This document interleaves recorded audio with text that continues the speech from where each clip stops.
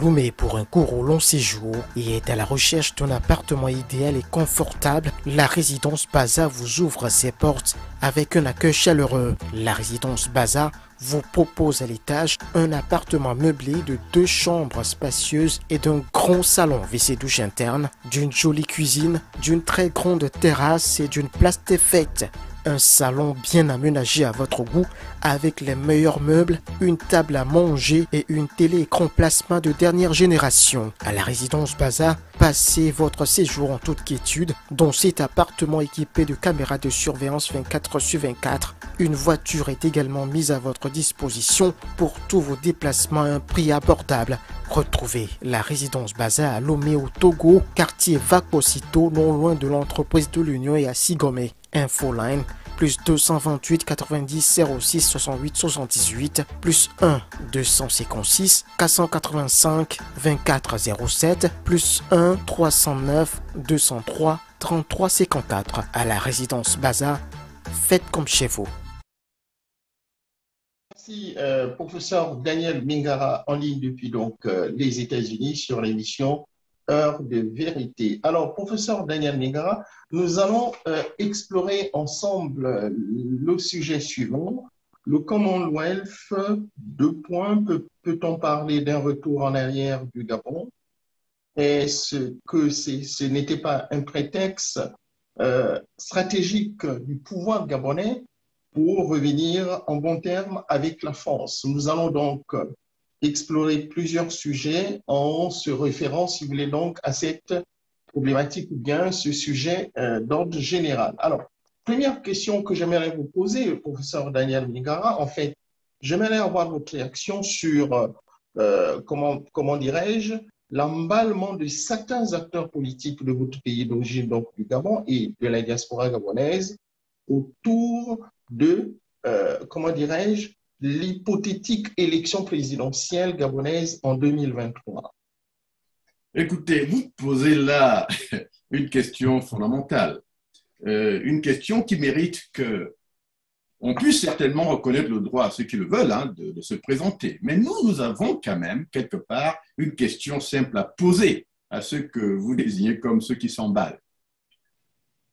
La définition de la folie a toujours consisté à refaire toujours la même chose en espérant, avec les mêmes méthodes, hein, les mêmes procédés, en espérant un résultat différent. Nous savons que depuis 1993 jusqu'à aujourd'hui, toutes les élections présidentielles ont été volées par le système Bongo.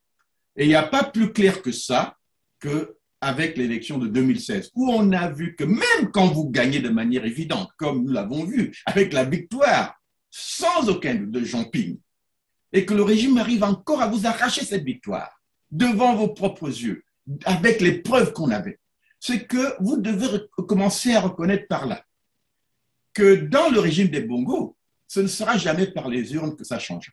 Donc nous, en tant que mouvement Bongo doit partir, on en est simplement arrivé à la conclusion qui dit que le Gabon ne changera pas par les urnes. Et voilà pourquoi nous avons résumé cela comme un impératif de changement par ce que nous avons appelé la force démocratique de la rue, parce que nous estimons que les peuples sont leur meilleure arme pour se défaire des dictatures. Et au vu des exemples, au Burkina Faso, en Tunisie, en Égypte et ailleurs, nous concevons qu'il est possible qu'au Gabon, le peuple puisse se défaire de cette dictature, pourvu que nous nous organisions et que le peuple ait le courage, justement, finalement, de réclamer sa souveraineté par la manière qui lui est la plus accessible, c'est-à-dire cette force démocratique qu'on appelle la force démocratique de la rue. Donc, c'est dire que oui, ceux qui s'emballent, bon, qu'ils s'emballent, mais nous estimons, nous, au mouvement Bongo doit partir, que le résultat ne sera pas différent de ce qu'il a été en 2016, 2009, 2005, 1998 et 1993. S'ils veulent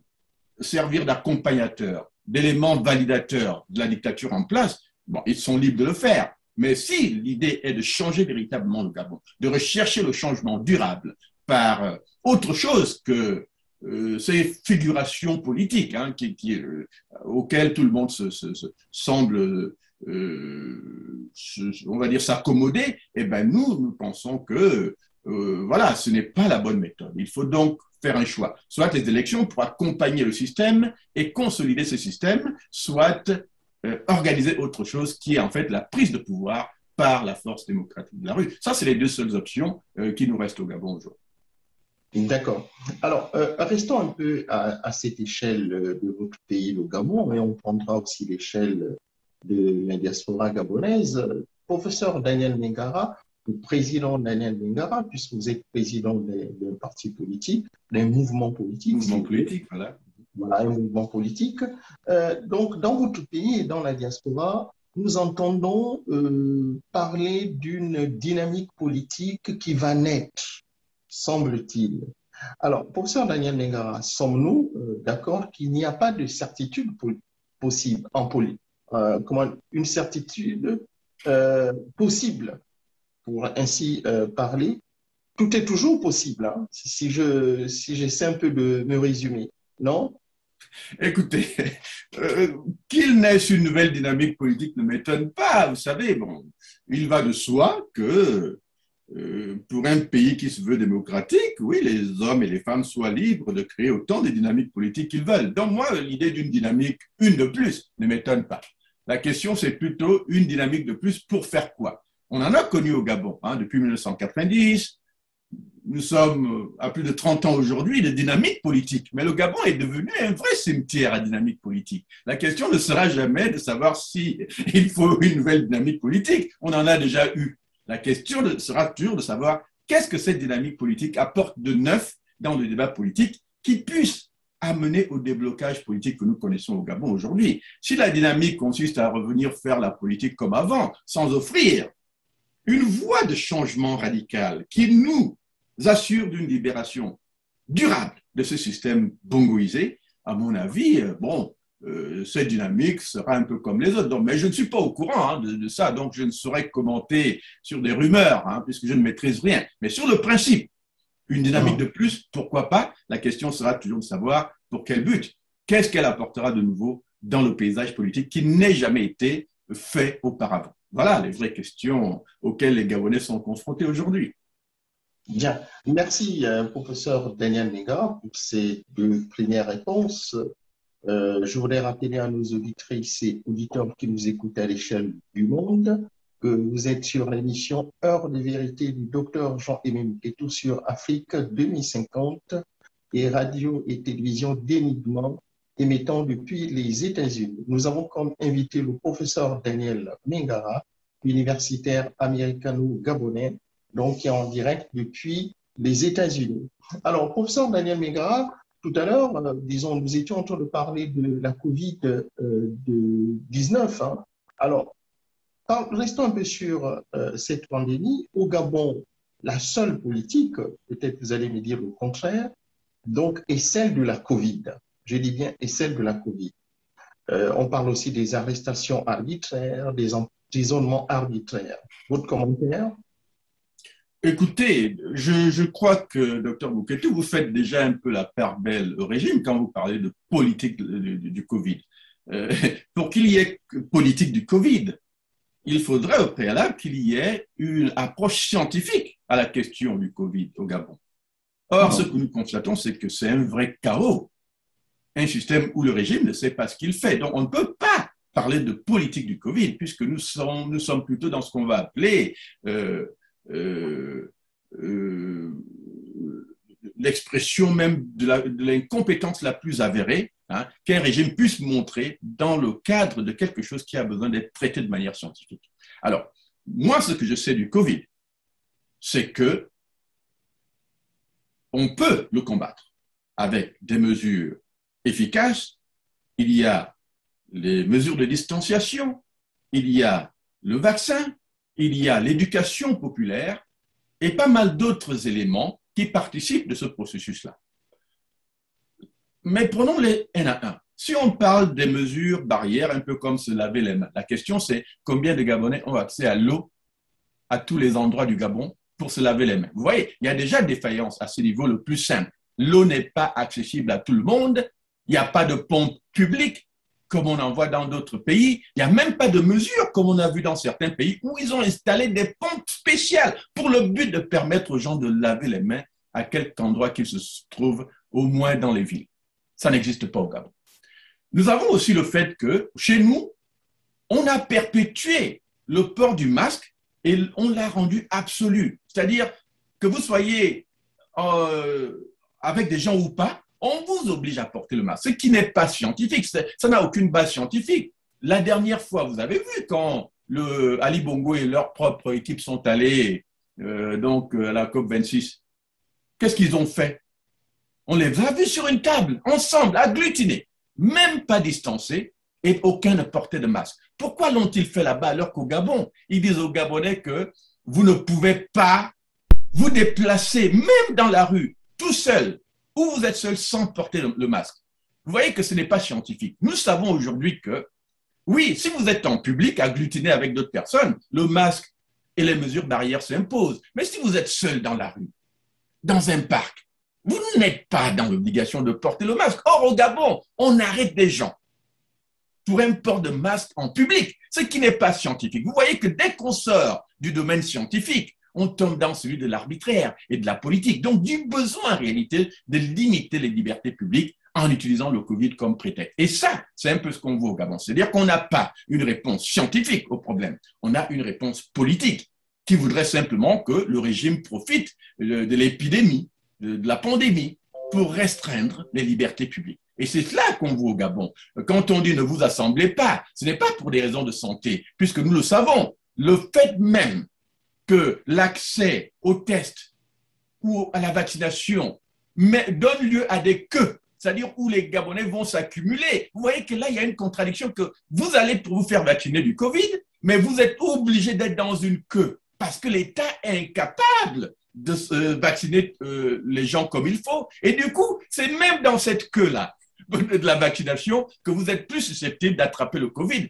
Oui, mais vous l'attrapez dans la queue parce que le gouvernement n'a pas mis suffisamment de structures en place pour permettre aux gens, même dans ces cas-là, d'observer les mesures barrières. Vous voyez donc que cette approche gabonaise où on ne peut vacciner les populations que par des vaccins qui ont été donnés, où on ne peut tester les populations que par des tests qui ont été donnés, mais qu'on fait en plus payer aux populations maintenant, puisque vous l'avez vu, il y a une mesure bizarre où on dit maintenant qu'au Gabon, les tests PCR, pour le Gabonais lambda, ça sera 20 000 francs, mais pour ceux qui veulent aller plus vite et se faire traiter plus vite, il faudra payer 50 000 francs. Mais vous savez qu'au Gabon, monsieur docteur Mouketou, où on nous dit que le SMIC est à 150 000, alors que nous savons en réalité que dans la pratique, c'est encore 80 000. Vous voyez? Mais demandez à une famille de 4 personnes, famille lambda, de payer chacun 40 000. Mais tous les 80 000 se sont évaporés. Alors, ils paient leur nourriture comment? Ils paient leur loyer comment? Ils paient leur facture comment?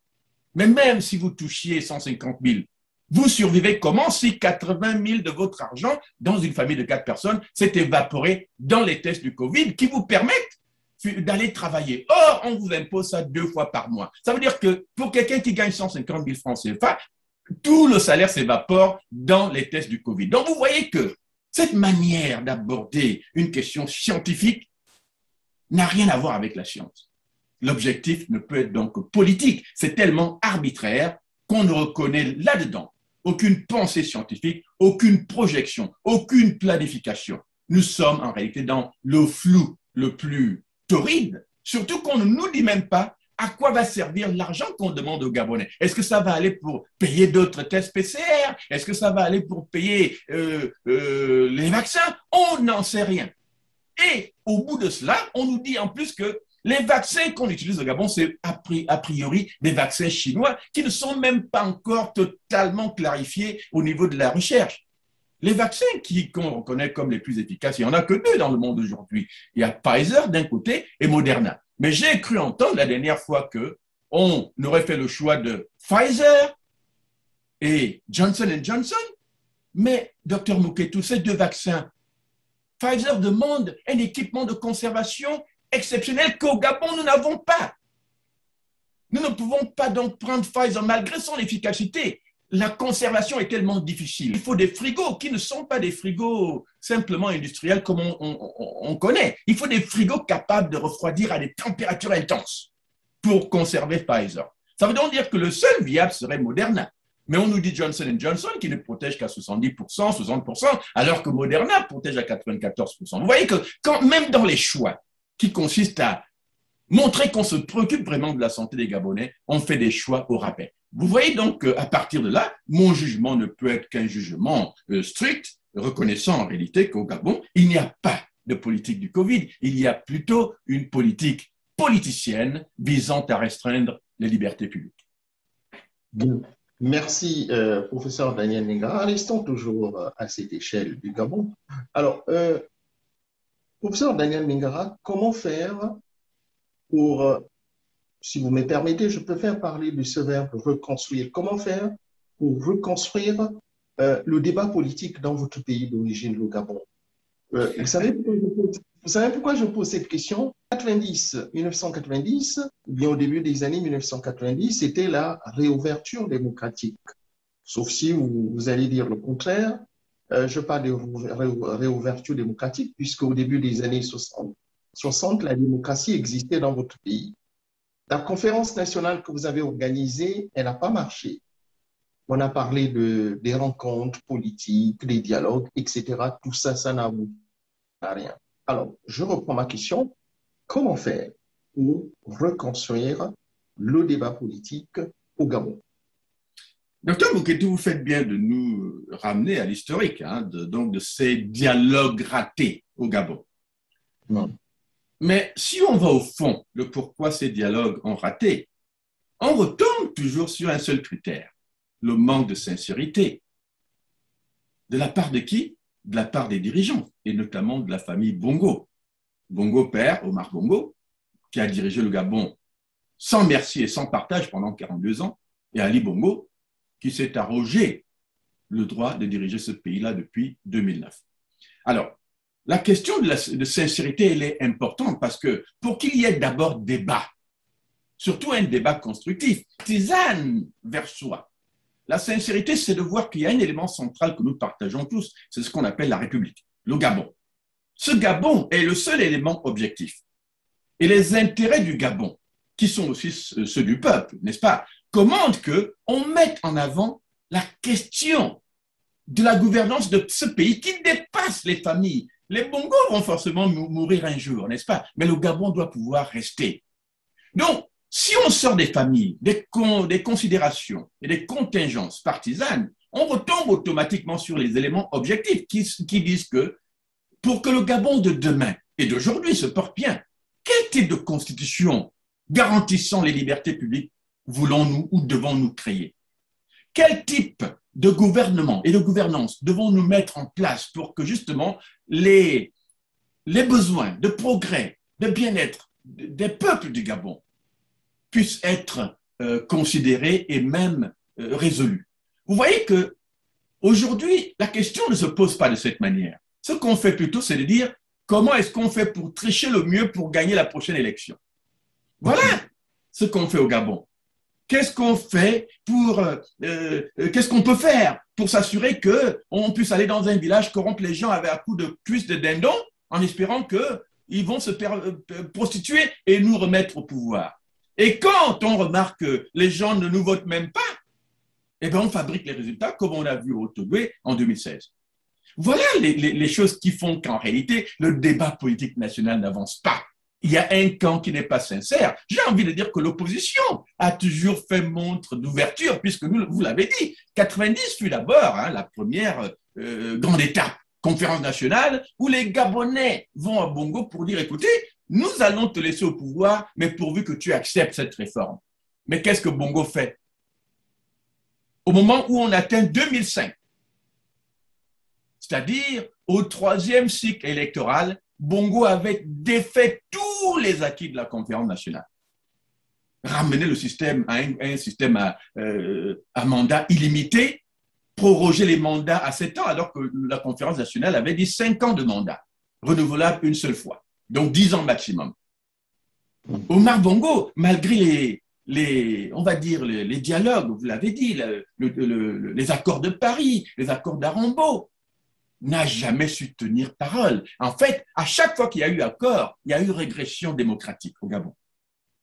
Voilà pourquoi je dis, quand nous avons affaire à une famille remplie de tares, j'ai envie de dire de tares qui sont des tares animalières, parce que c'est être animalier que de ne se préoccuper que de soi-même et non pas des autres. Et même chez les animaux, on voit plus de solidarité que ça.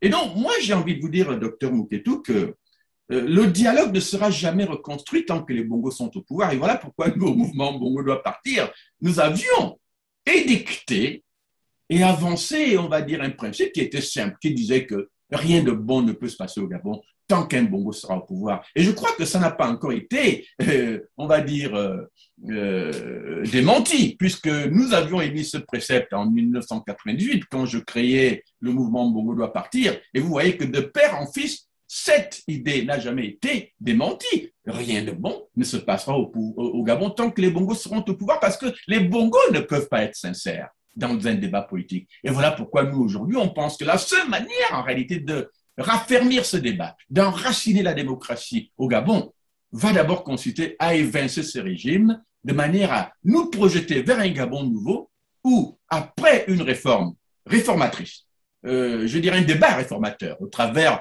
de ce que moi j'appelle une conférence, plutôt une assemblée nationale constituante, n'est-ce pas, qui va revoir la Constitution et nous amener à de nouvelles élections. Tant qu'on ne sera pas passé par ces étapes-là, je ne vois pas comment, sous les Bongos, on va arriver à un pays apaisé, démocratisé, qui se préoccupe vraiment des questions de gouvernance et donc de bien-être pour le peuple gabonais. Bien, merci encore, professeur Daniel Mingara. Alors, au Gabon, certainement, il y a vos compatriotes, certains compatriotes qui vous diront non, c'est que le docteur Mouketou est en train de dire, puisque je vais parler de la problématique de la crise de légitimité politique dans votre pays, donc au Gabon. Alors, professeur Daniel Mingara, comment expliquez-vous la crise de légitimité politique au Gabon? Quand je parle de légitimité politique, ça renvoie à accepter une autorité, etc., etc. Autrement dit, euh, c'est quoi la légitimité politique dans votre pays, le Gabon? Est-ce que c'est accepté? Est-ce que c'est agréé? Et qu'est-ce qu'on entend par l'illégitimité? Est-ce que c'est le fait comment dirais-je, le fait de contester juste le pouvoir? Non, écoutez, la contestation du pouvoir est justement une manière de dire que le pouvoir en place n'a pas de légitimité. C'est ce qu'on remet en question. Et les questions de légitimité sont simples, n'est-ce pas? Tout système sur un ou deux critères. Le critère par lequel le peuple se reconnaîtrait dans son leadership. Ce qui veut donc dire que ce peuple-là se reconnaîtrait dans le fait qu'il a décidé que ce soit ceux qui sont au pouvoir qui soient vraiment au pouvoir. Et ça ne se décrète pas. Ça s'accomplit par un seul paramètre, le vote démocratique. Or, dès lors qu'il y a dissonance, schisme, on va dire même, n'est-ce pas, écart entre le vote tel que le peuple pense l'avoir exprimé et le résultat des urnes, vous comprenez que ce peuple-là ne va pas juste comme ça se reconnaître dans un leadership qu'il sait n'avoir pas voté. Or, on peut se permettre le doute au Gabon. Quelle est vraiment l'élection qui a été transparente au Gabon qui puisse accorder le peuple avec son leadership? Il me semble qu'à chaque élection, il y a eu contestation au niveau de la fraude, au niveau du manque de sincérité et donc de la manipulation même du système électoral. Je ne vous apprendrai pas que quand on dit fraude, les gens ont tendance à voir la fraude comme uniquement le dépôt d'un vote dans l'urne. Non, ça ce n'est que l'accomplissement d'un processus. Mais la fraude, c'est tout ce qui se passe en amont. Par exemple, qui décide de l'élection, de l'organisation de l'élection, de l'emplacement des bureaux de vote, du décompte? Est-ce que l'opposition est vraiment partie prenante du processus? Si ce processus est unilatéral, monopolisé par un système qui agit, on va dire, de manière non transparente, n'est-ce pas, et qui n'est pas transparent même dans la gestion des processus qui précèdent l'élection, vous comprenez qu'un peuple qui va voter dans ce contexte-là sait très bien que son vote ne va pas compter.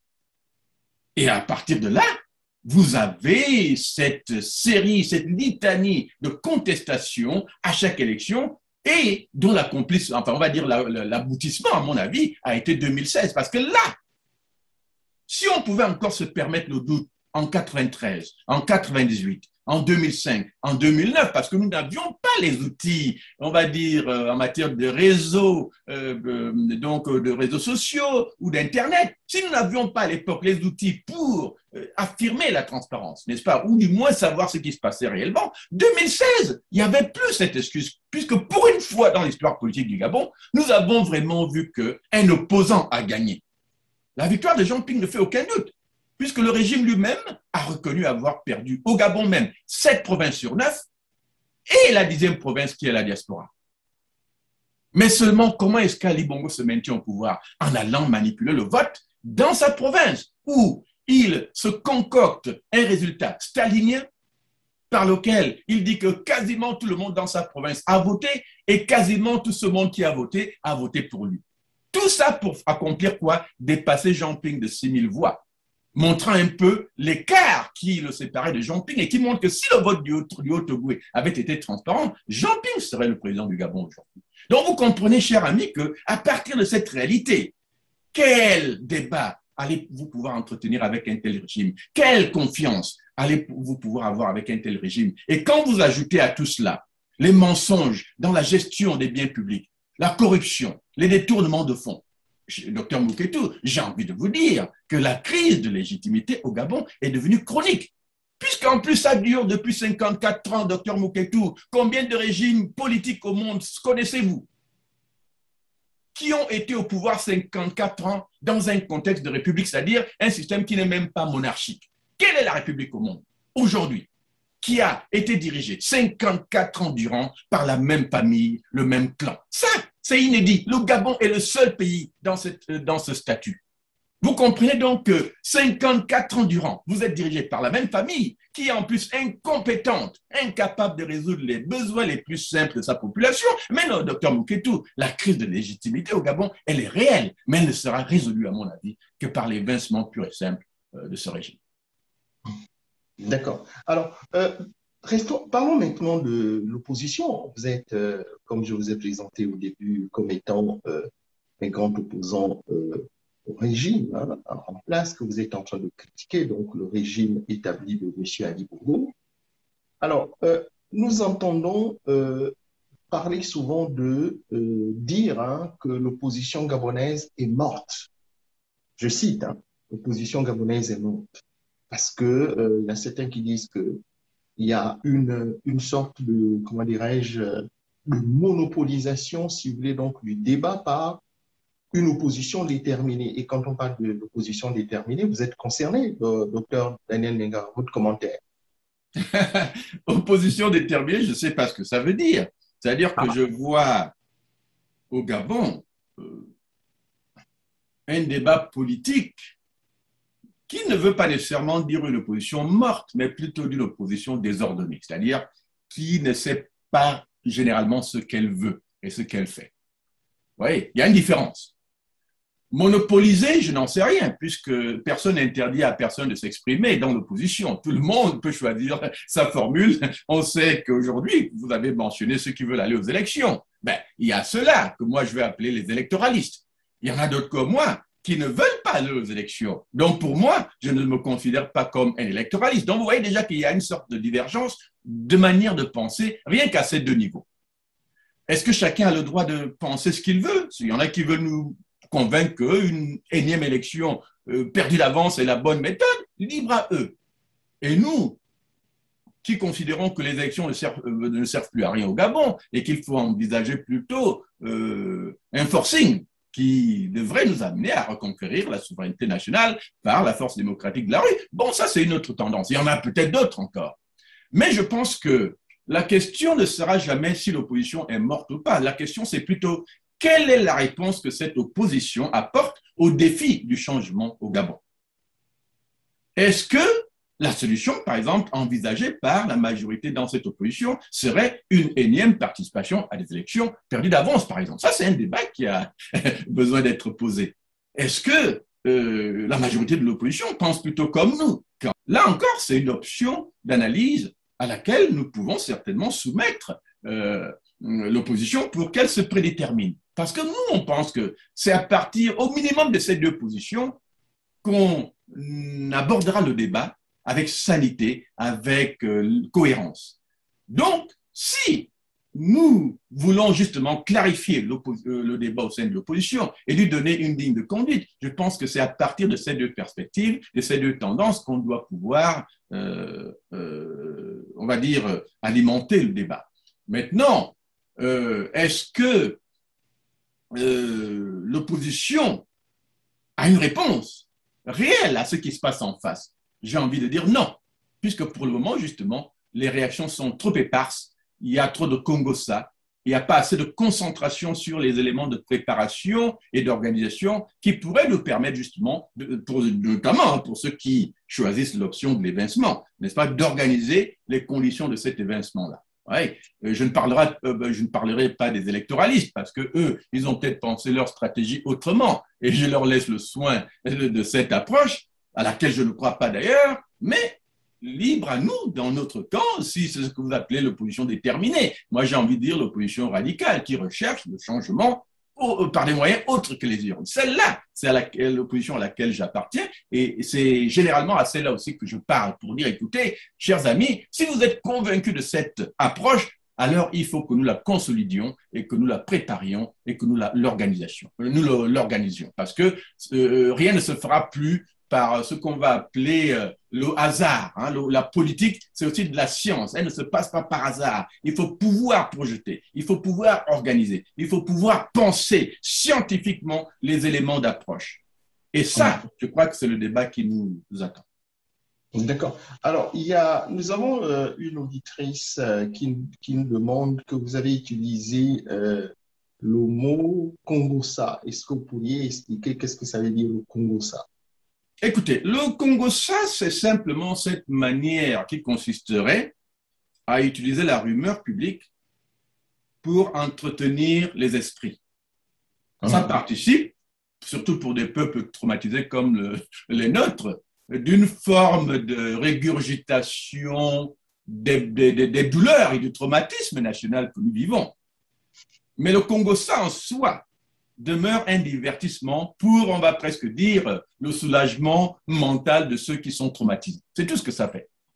Oui.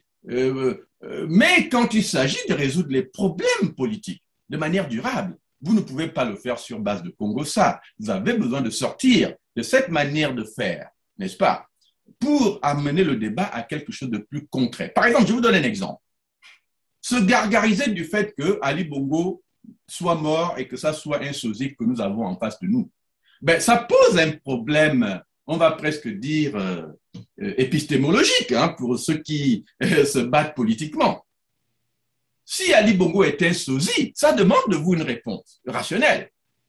Vous ne pouvez pas passer votre vie à commenter un sosie. Si le sosie est là, c'est qu'Ali Bongo n'existe pas. Et si Ali Bongo n'existe pas, c'est quoi votre démarche par la suite? Vous voyez, la science vous interpelle à partir de là. Qu'est-ce que vous faites? Est-ce que vous vous arrêtez à affirmer qu'Ali Bongo est un sosie, ou vous devez dire, par exemple, que comme c'est un sosie et nous savons que ce n'est pas Ali Bongo, ça veut dire que le pouvoir est vide, n'est-ce pas, qu'il n'y a pas de président au Gabon, allons donc organiser la reconquête de ce pouvoir-là, qui est vide. Par exemple, vous voyez. Donc, or, si la satisfaction que vous tirez de votre constat, c'est simplement que oh, c'est un sosie qu'on voit et vous passez toute votre vie à commenter le sosie, j'ai presque envie de dire, vous êtes à l'image de ce fou-là qui suit quelqu'un qui lui a ramassé ses habits. Hein, vous êtes tout nu parce que vous ne proposez rien de concret. Voilà, donc sortir du Congo-ça, donc, c'est dire, écoutez, nous avons un constat. Si on dit que c'est un sosie, organisons la libération du Gabon sur la base du fait que nous ne reconnaissons pas ce sosie. Et donc, ça demande une démarche politique. Si des gens comme nous, qui sommes plus réalistes, n'est-ce pas, nous déterminons que, bon, écoutez, ce qu'on nous montre, c'est Ali Bongo. Au moins, ça nous donne la cible, n'est-ce pas, dont nous avons besoin pour organiser le combat. Mais on ne peut pas combattre le vide. Vous voyez, c'est ça le problème du Congo. Ça. Donc, l'idée aujourd'hui, c'est de se dire, ce qu'on nous montre, c'est Ali Bongo. Et comme nous savons qu'il est toujours là, il faut le combattre parce que c'est cela, c'est lui la cible de notre pays, sosie ou pas. Il faut en réalité organiser le combat et non pas le commenter. Donc le commentaire politique, c'est intéressant. Commenter la rumeur, c'est intéressant. Mais moi, je suis un homme scientifique. Si je n'ai pas vu moi-même le cadavre d'Ali Bongo, je conclus que celui-là qu'on voit, c'est lui. Et à cause du fait que je sais que c'est lui, ou je pense que c'est lui, j'organise le combat pour combattre cet ennemi-là qui est encore malheureusement présent, puisque nous le voyons faire des voyages, nous le voyons représenter le Gabon. C'est pas du vide, n'est-ce pas? C'est une réalité. Et il faut organiser le combat contre cette réalité-là. D'accord. Bien. Merci, professeur Daniel Mingara, universitaire américano-gabonais en ligne depuis les États-Unis. Il est sur l'émission Heure de vérité du docteur Jean-Emmanuel Etou en direct sur Afrique 2050 et la télévision d'Enigma émettant depuis les États-Unis. Alors, professeur Daniel Mingara, certains leaders politiques ou responsables politiques de votre pays disent que la vraie source du tribalisme dans votre pays, c'est la confiscation du pouvoir et de ses principaux leviers depuis 1968, pour être précis, par une seule ethnie. Je parle bien de votre pays, dans une seule province. On parle de la province du Haut-Togo, au détriment des autres groupes que je peux qualifier des groupes ethno-linguistiques et 8 autres provinces de votre pays. Qu'en pensez-vous de ça? Écoutez, je ne suis pas sûr d'avoir bien compris la question, mais je vais tenter d'y répondre. Sur le principe, ceux qui disent cela ont raison, parce que nous voyons en fait depuis 1967, hein, quand Omar Bongo arrive au pouvoir, une utilisation d'abord irrationnelle de la notion d'ethnie. Il nous invente des conflits ethniques qui n'existaient pas pour justifier l'instauration du monopartisme au Gabon. Vous-même, vous l'avez dit. Entre au moins 1960 et 1964, il y avait une certaine pratique multipartiste au Gabon qui nous préparait éventuellement à terme à une approche démocratique de la chose publique et de la chose politique.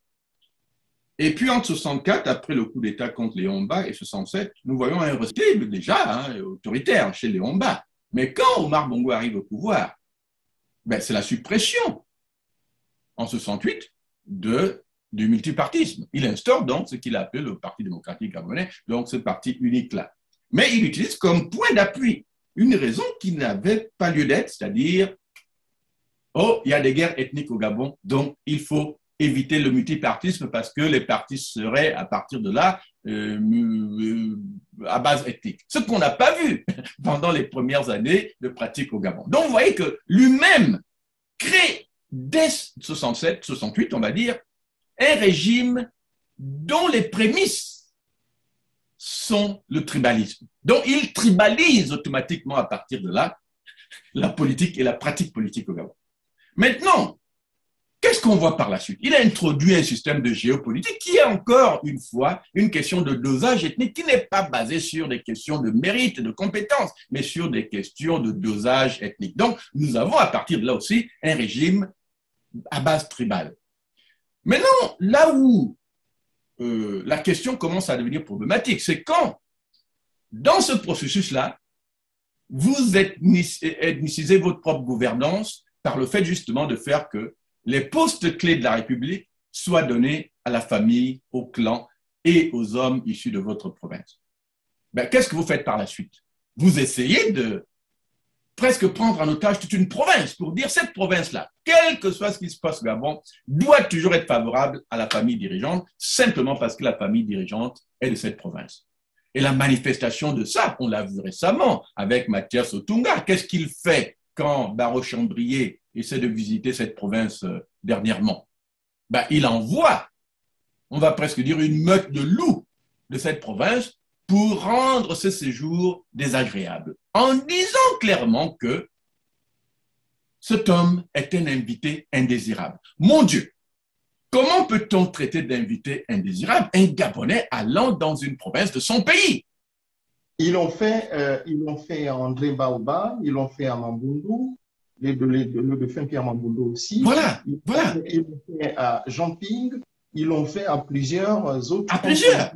C'est-à-dire que là-bas, et je l'ai fait lors d'une émission que je fais chaque dimanche, je l'ai dit, que en réalité, ce qu'on voit, c'est une tentative de prise d'otage réelle d'une province où on veut communautariser cette province sur une base ethnique pour dire là-bas, tout le monde est toujours forcément favorable au régime, alors que nous savons que ce n'est pas vrai, n'est-ce pas? Quand on fabrique le résultat stalinien dont je vous ai parlé là, où on fait voter 90 derrière un chef que tout le monde trouve illégitime, même dans cette province-là. Donc, vous voyez que cette manière de finale, pour promouvoir une forme, voulez-vous justement que le pays soit souverain, quand depuis les indépendances, le Gabon n'est encore que les mêmes vieilles routes que Léon Mba a laissées, qu'il y ait très peu de nouveaux tronçons dans ce pays-là, et que ce qu'on appelle route au Gabon reste en réalité ces vieilles pistes d'éléphants qui, à chaque saison de pluie, rendent la circulation impossible. Or, qui dit circulation impossible veut dire l'incapacité des personnes et des biens à circuler librement pour justement inséminer l'économie nationale, n'est-ce pas, de l'énergie qui viendrait des 9 provinces, où les gens veulent planter, mais ils hésitent à planter parce que les routes ne sont pas bonnes. Vous voulez vendre la banane, avant que la banane arrive à Libreville, elle est déjà pourrie, avariée. Vous faites comment? Comment voulez-vous atteindre une souveraineté nationale quand le système éducatif est défaillant? Vous savez, former les têtes de demain, c'est s'assurer que demain, justement, vous êtes capable d'innovation, d'autonomie dans l'innovation, et donc de développer des pans de votre économie qui sont presque inespérés, surtout dans un monde comme celui d'aujourd'hui, où on fait de l'argent avec du vent. Regardez un pays comme les États-Unis. Toute l'économie est dans le secteur des services, c'est-à-dire là où on fait l'argent avec du vent. Très peu travaillent dans l'agriculture, moins de 2% de la population.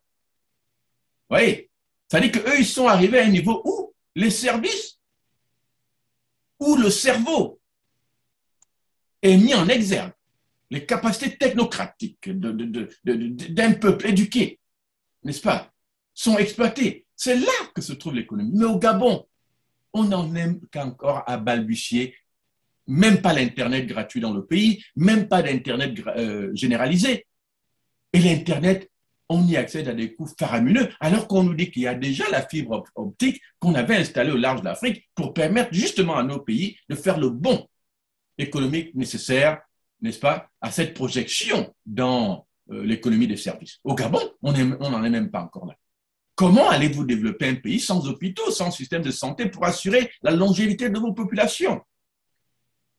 Donc, si vos populations sont malades, et si, même jusqu'à votre président, dès qu'il tombe malade, qu'est-ce qu'on fait? On le met dans un avion pour aller se faire soigner au Maroc ou ailleurs. Même docteur Mouketou, il n'y a pas pire situation que celle-là. C'est-à-dire que c'est ce qu'on appelle le signe même de l'humiliation nationale. Quand vous avez un président et que celui-ci, même pour se faire soigner, dans des cas graves, doit être transporté vers l'étranger. Voilà ce qui explique pourquoi Omar Bongo est mort. Peut-être que si le Gabon avait été développé sur le plan sanitaire, peut-être qu'on l'aurait même sauvé quand il était encore au Gabon. Mais c'était impossible. On l'amène, je crois que c'était en Espagne. En Espagne, oui. Où il allait mourir comme un rat.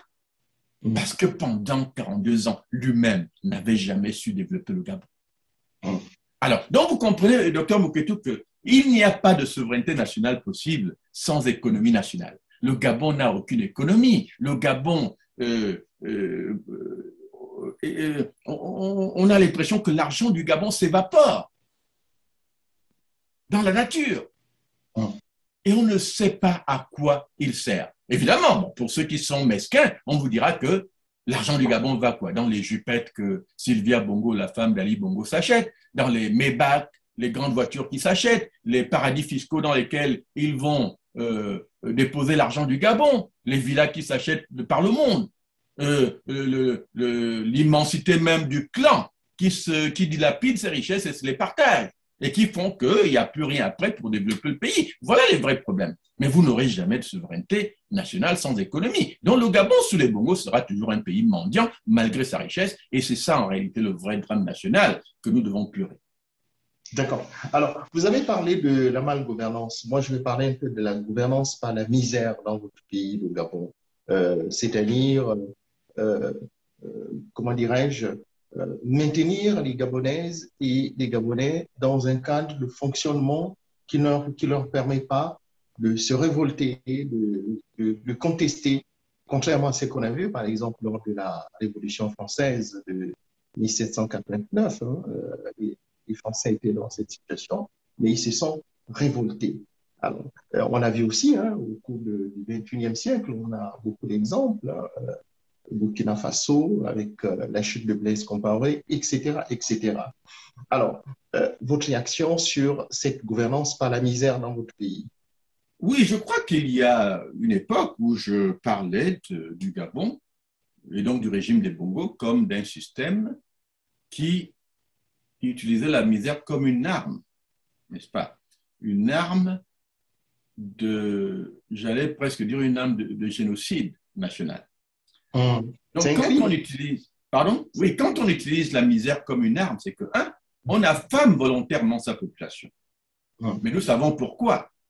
Les Bongos veulent transformer la population gabonaise en population de mendiants pour, en réalité, se faire passer pour des gens qui soulagent leur misère, mais en réalité à des moments précis qui sont généralement au moment des élections. C'est là qu'on voit se déployer l'énergie du régime à distribuer des t-shirts, des cuisses de dindon, des sacs de riz. Mais tout ça une fois par cycle électoral, c'est-à-dire une fois tous les 7 ans dans le cas d'aujourd'hui. L'idée, c'est de transformer toute la nation en nation de mendiantes qui vont commencer à considérer comme des faveurs personnelles, n'est-ce pas, tous les éléments que le régime, par la suite, pourrait vouloir leur vendre comme aller commencer un tronçon de route, n'est-ce pas, qu'on ne finira jamais, juste le temps de dire aux gens, écoutez, on va développer votre route, votez d'abord pour nous. Donc, cette manière de développer la dépendance de tout un peuple, elle est calculée. Un peuple mendiant va toujours considérer comme une faveur les droits qui lui reviennent pourtant de droit. Parce qu'il n'arrive pas à comprendre qu'en fait, il n'a pas à mendier, il n'a pas à attendre des faveurs de son État. Et je crois que c'est dans cette attitude d'attentisme et de mendicité que les Bongos ont voulu confiner le peuple gabonais. Mais la question sera toujours, et vous l'avez dit, c'est-à-dire que oui, l'arbre de la misère, je veux bien. Mais il y aura toujours un moment où cette misère deviendra insupportable. Parce que vous savez, la misère a cet effet boule de neige qui fait que elle s'amplifie naturellement. Et quand elle devient extrêmement compliquée, inextricable, les peuples se révoltent. La question pour nous sera de savoir, est-ce qu'aujourd'hui, cette misère est suffisamment forte pour que les Gabonais veuillent y mettre fin immédiatement? Et je crois que c'est un peu la réflexion à laquelle nous sommes tous invités, c'est-à-dire interroger cette population et lui poser la question, jusqu'où se trouve notre seuil de tolérance? Jusqu'où va-t-on tolérer encore cette, on va dire, instrumentalisation de la misère au Gabon? Est-ce que nous allons laisser nos enfants continuer à mourir comme des rats dans des hôpitaux où il n'y a pas de médicaments? Est-ce que nous allons continuer à supporter ces routes qui sont des routes cimetières, qui nous empêchent même l'opportunité d'initiatives privées au niveau de l'entreprise, la création d'entreprises? Est-ce que nous allons continuer à voir des situations où l'instruction publique devrait être gratuite, mais on fait payer ça aux parents chaque année? Vous avez une famille de 4 personnes, vous êtes ruiné parce qu'il faut payer les inscriptions, même dans les écoles publiques. Ça, ce sont des questions, je crois, auxquelles les Gabonais doivent aujourd'hui chercher des réponses. Et moi, je dis que quand il n'y a pas de réponse immédiate, institutionnelle, à cause d'un régime qui est là et qui crée tous ces blocages, il faut se défaire de ce régime. Et moi, je pense qu'aujourd'hui, les Gabonais sont en droit de revendiquer la fin de ce régime et comme la force démocratique de la rue, c'est-à-dire un peu comme on a vu au Burkina Faso, un peu comme on a vu en Tunisie et dans d'autres pays où les peuples debout se sont mis debout pour dire aujourd'hui ça se termine. Je sais que le jour où on le fera au Gabon, ce régime s'écroulera. Et c'est à partir de là que nous pourrons peut-être commencer à repenser ce pays-là. D'accord. Alors, au Gabon, toujours, on dit que ce pays a une élite très faible. C'est pas moi qui le dis, hein, une élite très faible. C'est-à-dire une élite qui n'a pas une profondeur, si vous voulez, donc d'analyse. Certains disent même dans son regard, dans sa manière de s'exprimer. Votre commentaire, docteur Daniel Mingara? Oui, évidemment, ça peut être vrai, mais pas forcément fatal. Hein. C'est-à-dire que nous traversons quand même un pays où pendant un demi-siècle, les gens ont été conditionnés à penser d'une certaine manière. Et la question de la maturité dont vous parlez, c'est que ce n'est même pas une question d'élite intellectuelle, parce que l'intellectualité est liée généralement à une question de technocratie, de diplôme, et ainsi de suite. Nous parlons là d'un manque d'intelligence qui découle justement du traumatisme de 54 ans à être conditionné à penser que la seule manière, par exemple, d'être valorisé, c'est de devenir ministre au Gabon. Vous voyez? Donc, on retrouve ça un peu dans toutes les générations où les gens ne respectent même pas les emplois dans lesquels ils sont. Vous voyez, vous êtes professeur, donc, je crois, dans le système secondaire en France. Je suis professeur dans le système universitaire aux États-Unis. Mais les gens trouvent encore que nous avons besoin de nous accomplir un peu plus. C'est-à-dire que nous ne serons jamais suffisamment accomplis si nous ne sommes pas ministres un jour au Gabon. Vous voyez? Et donc, cette manière de penser, c'est ce qui fait que, justement, chaque Gabonais qui, aujourd'hui, fait de la politique, soi-disant, qui gueule, qui proteste, les Gabonais le perçoivent tout de suite comme quelqu'un qui cherche son siège, ou plutôt sa chaise à la mangeoire des bongos, qui recherche la nomination. Vous voyez? Parce que ça a rendu nos intellectuels un peu inconséquents, un peu matérialistes dans cette, on va dire, tendance à vouloir un peu juste se faire remarquer suffisamment pour un jour se faire appeler.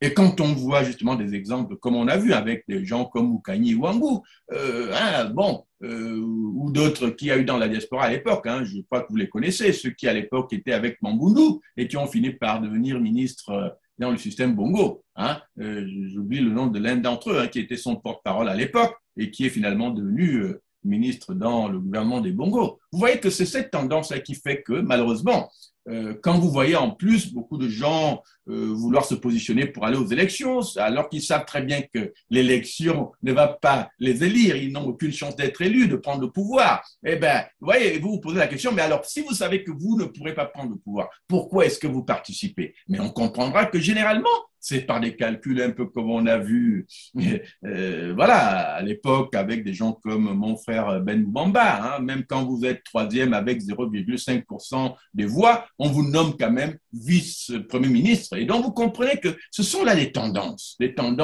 qui ont tendance effectivement à dire « Ah, il n'y a pas encore suffisamment de majorité, pardon, de maturité dans nos intellectuels, dans notre élite. » Mais je dis, vous savez, si ils ont été conditionnés à être comme ça, on pourra les déconditionner plus tard.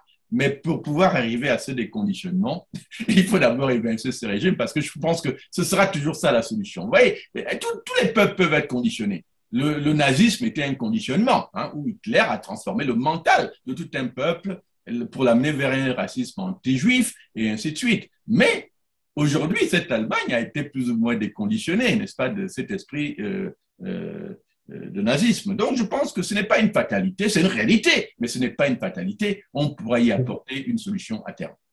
D'accord. Et s'agissant des leaders politiques du Gabon et de la diaspora, il semblerait que vous n'écoutez jamais. Vous voyez, et on constate que malgré cela, la politique continue de changer dans notre pays entre 3 et 8 ans.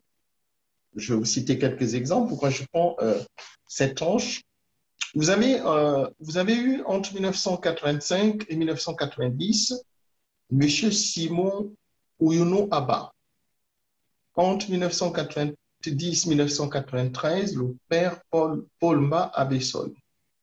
Et entre 1993 1993, on peut aller jusqu'en 2010, vous avez eu Pierre Mamboundou. Et de 2010 à 2014, M. André Mbaoba. De 2014 à nos jours, vous avez le président Jean Ping. Votre commentaire, est-ce que vous, en tant qu'homme politique, vous n'écoutez pas? Je ne suis pas sûr de la définition que vous donnez à l'idée de ne pas écouter, hein, surtout quand vous citez toutes ces personnes. Pouvez-vous clarifier ce que vous entendez par « ils n'écoutent pas » ou « nous n'écoutons pas » ou « les hommes politiques, de manière générale, n'écoutent pas » Cette question ne me semble pas claire. Est-ce que vous pouvez éventuellement la clarifier pour moi? Ils se sentent au-dessus de tout.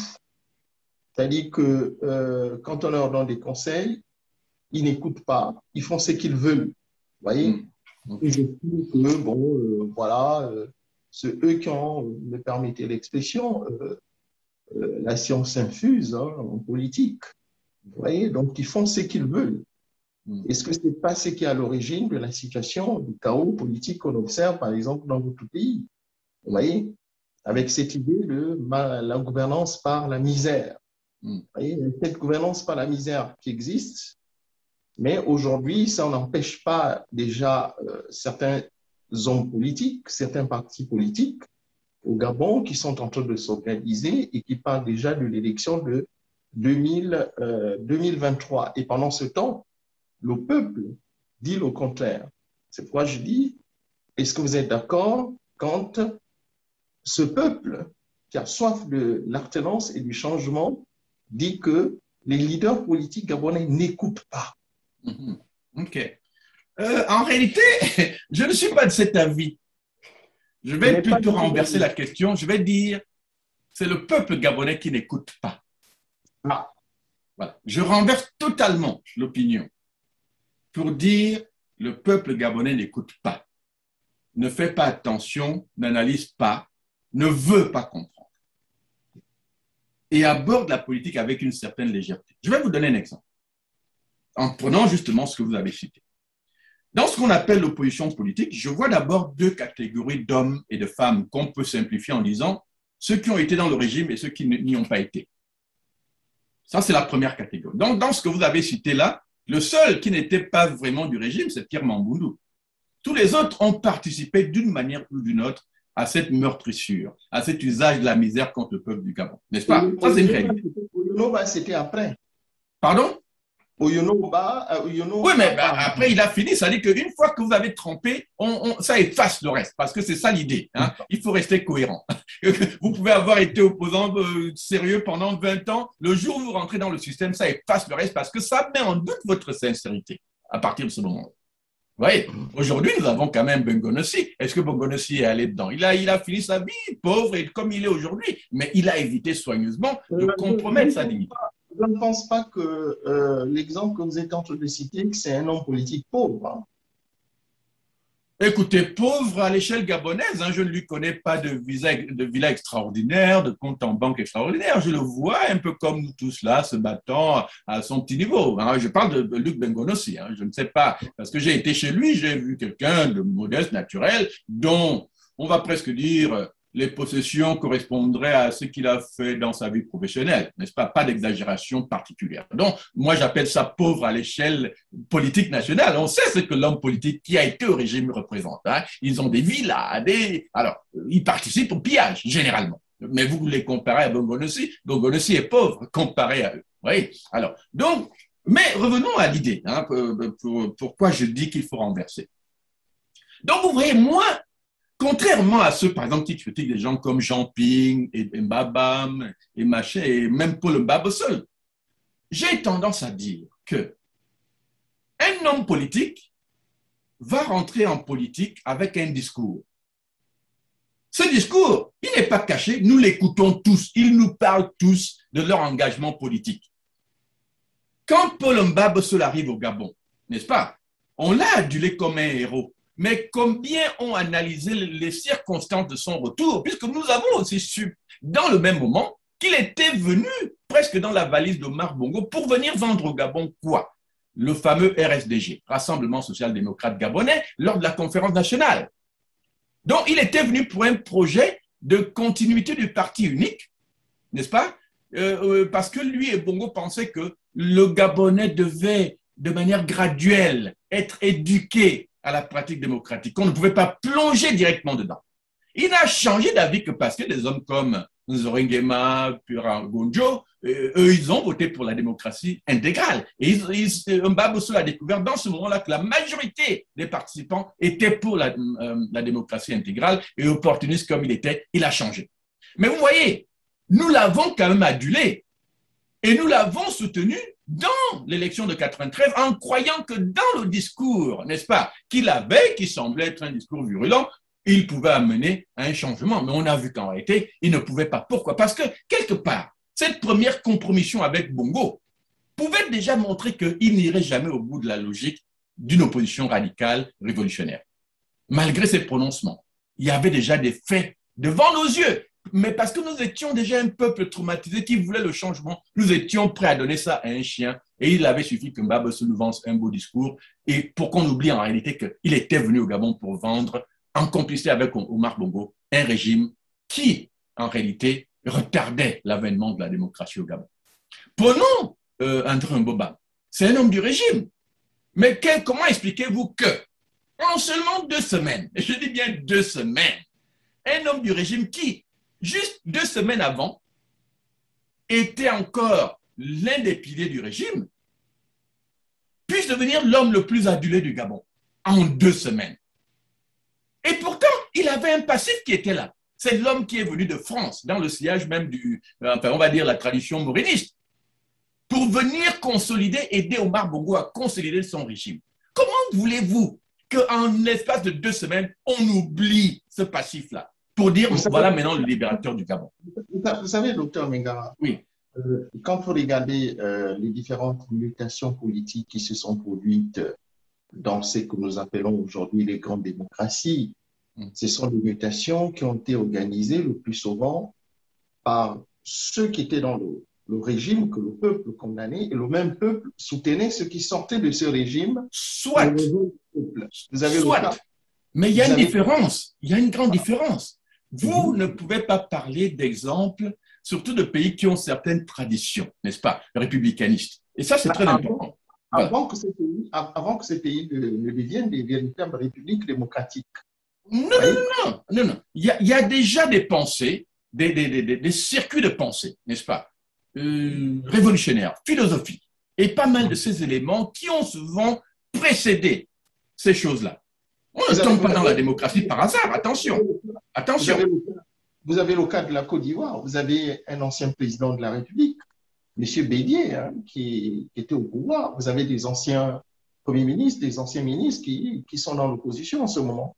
Non, mais ça ne change rien de ce que je dis, puisque c'est la même chose qu'au Gabon. Vous avez été au pouvoir, un jour vous êtes dans l'opposition. Mais est-ce que ça veut dire que vous êtes l'homme de la situation? Voilà les vraies questions. Vous voyez? Donc, ce que je dis, c'est encore une fois, pour répondre à votre question, c'est que le peuple gabonais, il lui appartient à lui de lire attentivement. Vous voyez? Parce que là, je viens de parler d'André Mbouba, mais on peut aussi parler de Jean Ping. Moi, je n'ai jamais reproché quoi que ce soit à Jean Ping. Pourquoi? Parce que moi, j'ai vu comment Jean Ping est rentré dans l'opposition. Et je ne trahirais jamais sa pensée si je disais que quand lui, il dit que, bon, on m'a empêché d'avoir mes contrats, et donc, comme on veut m'emmerder, je vais les emmerder. Je vois une affaire personnelle. Je ne vois pas l'expression on va dire, de cet idéal républicain. Je vois quelqu'un qui dit, moi, et je me venge. Vous voyez? Mais ce que je veux dire par là, c'est que moi, sachant qui était Jean Ping, je ne vais pas commencer à lui attribuer des qualités que lui-même n'a jamais prononcées. Mais nous sommes dans cette tradition gabonaise où nous aimons transformer nos leaders, leur coller des qualités qu'eux-mêmes n'ont jamais affirmées, et par la suite, on dit qu'on est déçu. Vous voyez? Donc, si moi, je n'ai jamais entendu quelque chose de Jean Ping, je ne vais jamais le tenir responsable d'une parole qu'il n'a jamais prononcée. Alors, ce que je veux dire par là, c'est quoi? C'est-à-dire que la question de la sincérité, de juger la sincérité des gens, doit parfois être confrontée à leur passif, à leur passé. Qu'est-ce qu'ils ont montré dans le passé qui puisse nous conforter aujourd'hui dans l'idée qu'ils peuvent justement, avec sincérité, aborder la question du changement politique au Gabon, mais dans un sens de réforme qui puisse transformer cette société, ce pays-là, et nous amener vraiment dans l'esprit républicain que nous voulons. Vous voyez? Et donc, moi, je pense que si on veut dire que les hommes politiques n'écoutent pas, ils vont écouter quoi? Si quelqu'un a choisi, écoutez-moi bien, si quelqu'un dit « je veux être président du Gabon », n'est-ce pas? Il va s'organiser pour devenir président du Gabon. Il va nous vendre forcément un message. C'est à nous de rejeter ce message ou de ne pas le rejeter, n'est-ce pas? Mais si nous ne tenons pas compte de tous ces paramètres-là dans notre approche de comment nous choisissons nos champions, nos candidats, ainsi de suite, je crois qu'on se fera toujours berner. Pas parce que nécessairement ces leaders veulent nous berner, mais parce que c'est nous qui les lisons de manière erronée, en leur accolant des qualités, des moralités que eux-mêmes, a priori, n'ont jamais démontré dans leur pratique politique. Moi, je pense que c'est là la vraie question, à mon avis, qui doit nous préoccuper, parce que demain, on en aura d'autres qui viendront vous dire que « Oh, votez-moi, je vais vous faire gagner l'élection qui vient. » Écoutez-moi bien, docteur Moukele, c'est très important. Votez-moi, parce que moi, je suis le seul qui peut gagner cette élection. Mais la question, ce sera toujours, OK, qui est cette personne qui dit qu'elle peut gagner une élection au Gabon?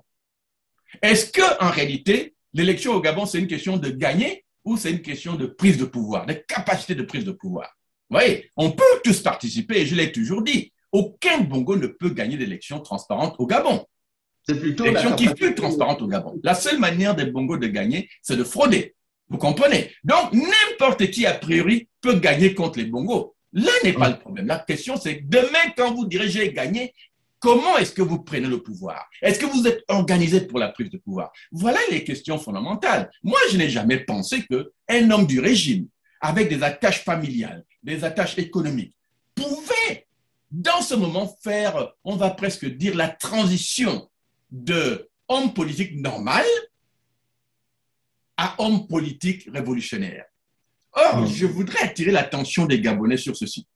Le Gabon n'est pas un pays normal où nous devons attendre de nos leaders qu'ils soient des hommes politiques normaux. Parce que la politique normale, c'est un peu le hors-sujet gabonais, croire que le Gabon, c'est une démocratie où le jeu démocratique nous permet d'aller gagner dans les urnes et les hommes d'en face capables d'accepter leur défaite et de dire « Ok, nous vous cédons le pouvoir ». Ça, ce ne sont pas des réalités gabonaises. Ça veut donc dire que la lecture dont je parle, docteur Mouketou, c'est celle-là aussi, c'est de dire, est-ce que le Gabonais est capable de dire, OK, Quand j'analyse Jean Ping, dans un contexte normal, normalisé, apaisé, démocratique, c'est un bon candidat pour le Gabon. D'accord? Si je regarde André Mbobam, dans un contexte normalisé, c'est un bon candidat pour le Gabon. Et en fait, n'importe qui viendrait plus ou moins se préoccuper du développement du Gabon dans un discours politique normal, on pourrait faire l'affaire dans ce Gabon-là. Mais est-ce que c'est ce Gabon qui existe aujourd'hui, docteur Mouketou? Si la réponse est non, ça veut donc dire que le préalable, ce n'est pas de dire nous sommes dans un pays démocratique, normalisé, et on va aller aux élections comme si c'était un pays normal. Non, nous devons avoir, a priori, une approche révolutionnaire. Et les révolutionnaires ne peuvent pas nécessairement être les mêmes que ceux qui ont généralement contribué à cette, on va presque dire, culture de la misère au Gabon. Parce que dans leur esprit, il me semble qu'ils ne sont pas nécessairement les plus affûtés, les plus aguerris à ces réalités révolutionnaires. Il nous faut donc des esprits différenciés, des esprits peut-être hors du système, qui ont ressenti un peu mieux la douleur du peuple et qui peuvent aller au combat avec cette douleur comme moteur de la libération nationale. Voilà. Bien, merci, professeur Daniel Menga. Alors, je vais prendre 4 questions. Je sais, vous avez la capacité d'être synthétique, professeur des universités aux États-Unis. Alors, la première question, vraiment en 30 secondes, 45 secondes, est la suivante. D'après de nombreuses sources concordantes, je dis bien, en mars 2021, il semblerait qu'il y ait une délégation de la diaspora gabonaise qui serait composée de 15 personnes, conduite par le professeur le professeur Bruno Elangema, qui descendrait au Gabon. Votre réaction? Écoutez, je ne suis au courant d'aucune rumeur dans ce sens, et comme je ne suis pas généralement dans la prédisposition mentale de commenter des rumeurs, je ne peux avoir une opinion sur quelque chose dont je ne connais ni les tenants ni les aboutissants. Je ne suis pas au courant de cette nouvelle, je ne peux donc pas me prononcer sur une rumeur. D'accord. Et en 15 secondes, est-ce que vous avez un projet dans ce sens? D'aller au Gabon? Oui. Non, écoutez, mon projet d'aller au Gabon ne peut se situer que dans le cadre du projet que j'ai déjà énoncé publiquement, c'est-à-dire aller au Gabon pour organiser avec ceux du Gabon un combat révolutionnaire pour la fin de ce régime. Donc, le jour où je serai prêt, je pourrais certainement annoncer que je m'en vais au Gabon, mais avec l'objectif explicite de dire aux Gabonais, je viens à vous pour qu'ensemble, nous posions la question du changement immédiat selon les principes qui ont été souvent ceux du Bongo doit partir, c'est-à-dire organiser le changement radical au Gabon par la mise en place de ce processus de révolution populaire que nous avons appelé la force démocratique de la rue. Donc oui, je suis dans cette dynamique. Le jour où je suis prêt, certainement, j'annoncerai dans ce sens. Mais ce ne sera jamais pour aller pour parler avec le régime ou pour, on va dire, faire de la politique normale, parce que je ne crois pas que le Gabon aujourd'hui soit un contexte où on peut se contenter de faire de la politique normale comme si le Gabon était une démocratie. D'accord. Alors, deuxième question, sous forme de réponse synthétique, hein, je sais que vous avez cette capacité de le faire. Est-ce qu'il existe dans votre pays un pouvoir de l'ombre? Je parle bien un pouvoir de l'ombre qui conseillerait, qui analyserait, qui peut fabriquer, par exemple, un président de la République. On parle plus de pouvoir d'écrasement ou de régionalisation, d'ethnicité. Écoutez, évidemment, vous allez trouver que je suis parfois un peu quelqu'un qui, parce que j'ai justement cet esprit scientifique, je m'éloigne généralement des choses qui amènent dans une équation comme celle-ci, qui se veut scientifique, des éléments abstraits qui ne sont maîtrisés par personne. Vous ne pouvez pas organiser un combat sur la base d'éléments mysticisés, abstraits, qui en fait reposent soit sur la rumeur, soit sur des éléments que vous ne maîtrisez pas. Pour pouvoir accomplir une équation, vous voulez avoir les éléments dont vous avez besoin pour résoudre l'équation. Donc, vos inconnus dans une équation réelle ne sont pas réellement inconnus parce que vous pouvez manipuler ces réalités. Voilà pourquoi vous arrivez à une réponse. Donc, dans mon cas, j'estime qu'il y ait des éléments dissimulés, cachés, implicites ou pas, la réalité du combat est la même. on les vainc par les mêmes processus. Je suis sûr qu'au Burkina Faso, ils ne se sont pas posé la question de savoir s'il y avait des éléments cachés ou pas. La solution à tous ces éléments, c'était la force démocratique de la rue qu'ils ont appliquée avec succès dans leur pays. Je suis sûr que vous auriez posé la question aux Tunisiens, ils vous auraient dit oui, il y a des éléments cachés. Mais ils n'ont pas attendu de résoudre ces éléments cachés pour appliquer une méthode radicale qui était simplement la force démocratique de la rue. Et sachant que cette méthode a toujours marché, quels que soient les peuples, quelles que soient les époques, moi je pense qu'il faut certainement, oui, analyser les contours d'un combat, mais ne pas se laisser bloquer par des éléments qui demeurent des inconnus impossibles à intégrer même dans l'équation parce que ça retarderait le combat, ça le compliquerait alors que les solutions sont souvent simples et directes. D'accord. Alors, donc je parlais de plus de pouvoir d'écrasement, de régionalisation et d'ethnicité. Alors, une autre question avec une réponse rapide, professeur Daniel Mingara. Avec autant de grosses têtes, hein, entre guillemets, je vous parle souvent de grosses têtes, dans la région du Wellington, j'espère que vous n'allez pas, vos compatriotes de cette région que j'aime bien, vont pas se fâcher hein, par rapport à la question que je vais poser. Donc, il y a des grosses têtes, ça il faut le connaître, dans cette province du Wellington. Et ces grosses têtes, on dit qu'elles sont dispersées partout dans le monde. Hein, donc, à l'échelle du monde, nous avons un exemple ici. Vous êtes Gabonais, vous êtes originaire de cette province. Pourquoi est-il difficile, professeur Daniel Mingara, de trouver un consensus pour démarquer un candidat ou un leader, comment dirais-je, un leader que je peux qualifier comme étant un leader lourd pour briguer la présidence, par exemple, dans votre pays. Alors, professeur Daniel Mingara, est-ce que vous ne trouvez pas que c'est quand même une perte pour votre pays d'origine, le Gabon? Alors là, non, écoutez, docteur Mouké, d'abord, je dis ce type de questions, c'est vraiment le type de questions qu'on ne peut plus, qu'on n'a plus le droit de poser dans le Gabon d'aujourd'hui. Alors là, pas du tout. Sinon, c'est le régionalisme, c'est ça. Écoutez, si on part du point de vue que le candidat est un candidat du Wellington et que les Wellintémois doivent se réunir pour trouver un candidat unique du Wellington, on tribalise et on ethnicise et on régionalise et on provincialise la politique. On ne peut pas être candidat à la présidence de la République pour le Wellington, ça n'a aucun sens. Vous voyez? Donc, il faut plutôt se dire… Non, c'est pas dans ce sens. J'ai dit avec autant de grosses têtes. Vous savez que…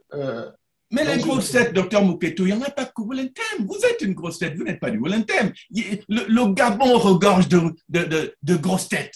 Le Gabon n'en manque pas, quelle que soit la province. Il y en a partout dans toutes les provinces du Gabon.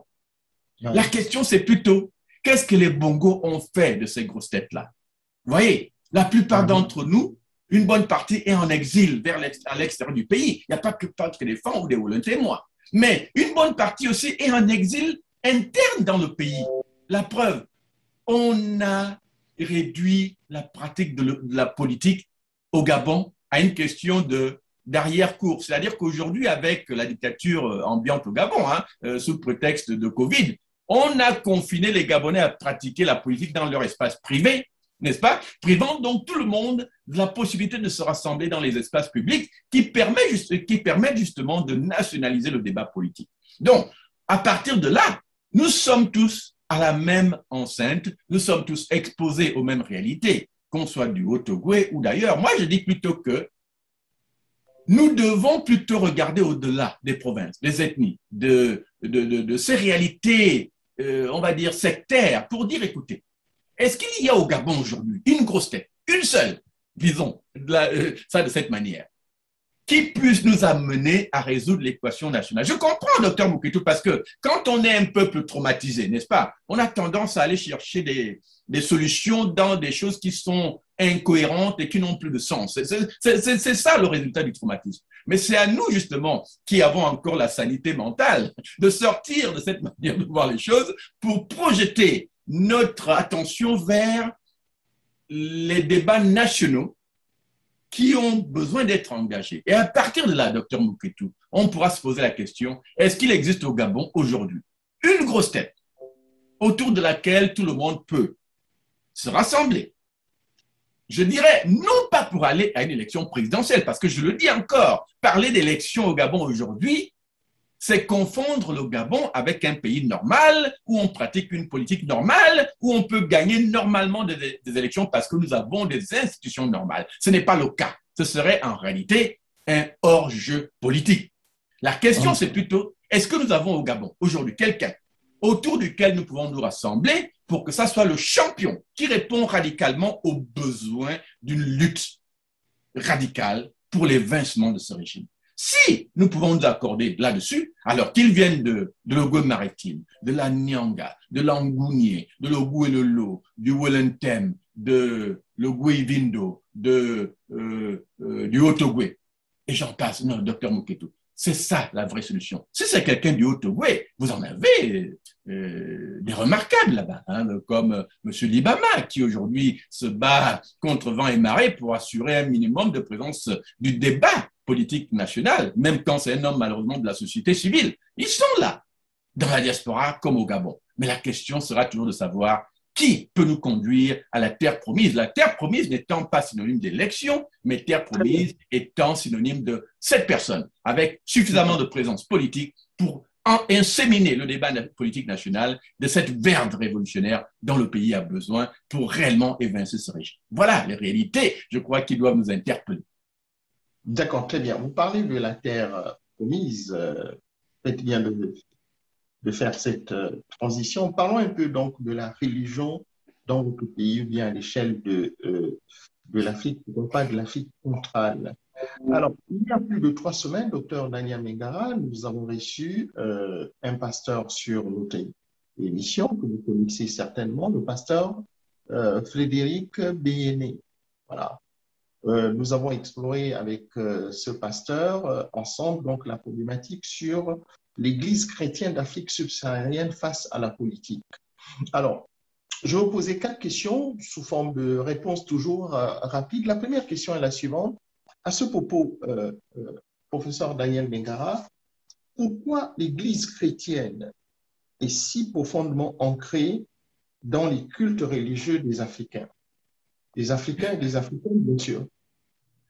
Oui, écoutez, c'est vrai qu'il y a quelque chose d'antinomique hein, dans cette idée de voir une église qui se dit chrétienne, donc basée sur le christianisme, surtout tel que les Blancs l'ont défini, se mettre à aborder la question justement du christianisme, n'est-ce pas, sous l'angle de ces approches donc, que vous qualifiez de religion africaine. Bon, il y a certainement là quelque chose de contradictoire.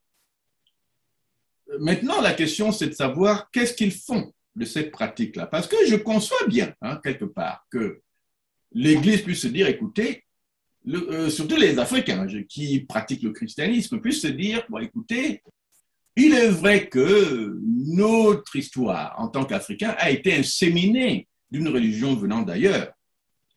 Mais est-ce que cela veut dire pour autant que les pratiques traditionnelles doivent être supprimées, ignorées? Est-ce qu'il y a moyen de créer une sorte de syncrétisme qui allierait les meilleurs aspects de la religion africaine, des religions africaines, on va dire, aux aspects du christianisme qui sont porteurs de cette spiritualité dont tous les peuples ont besoin pour au moins leur sanité mentale?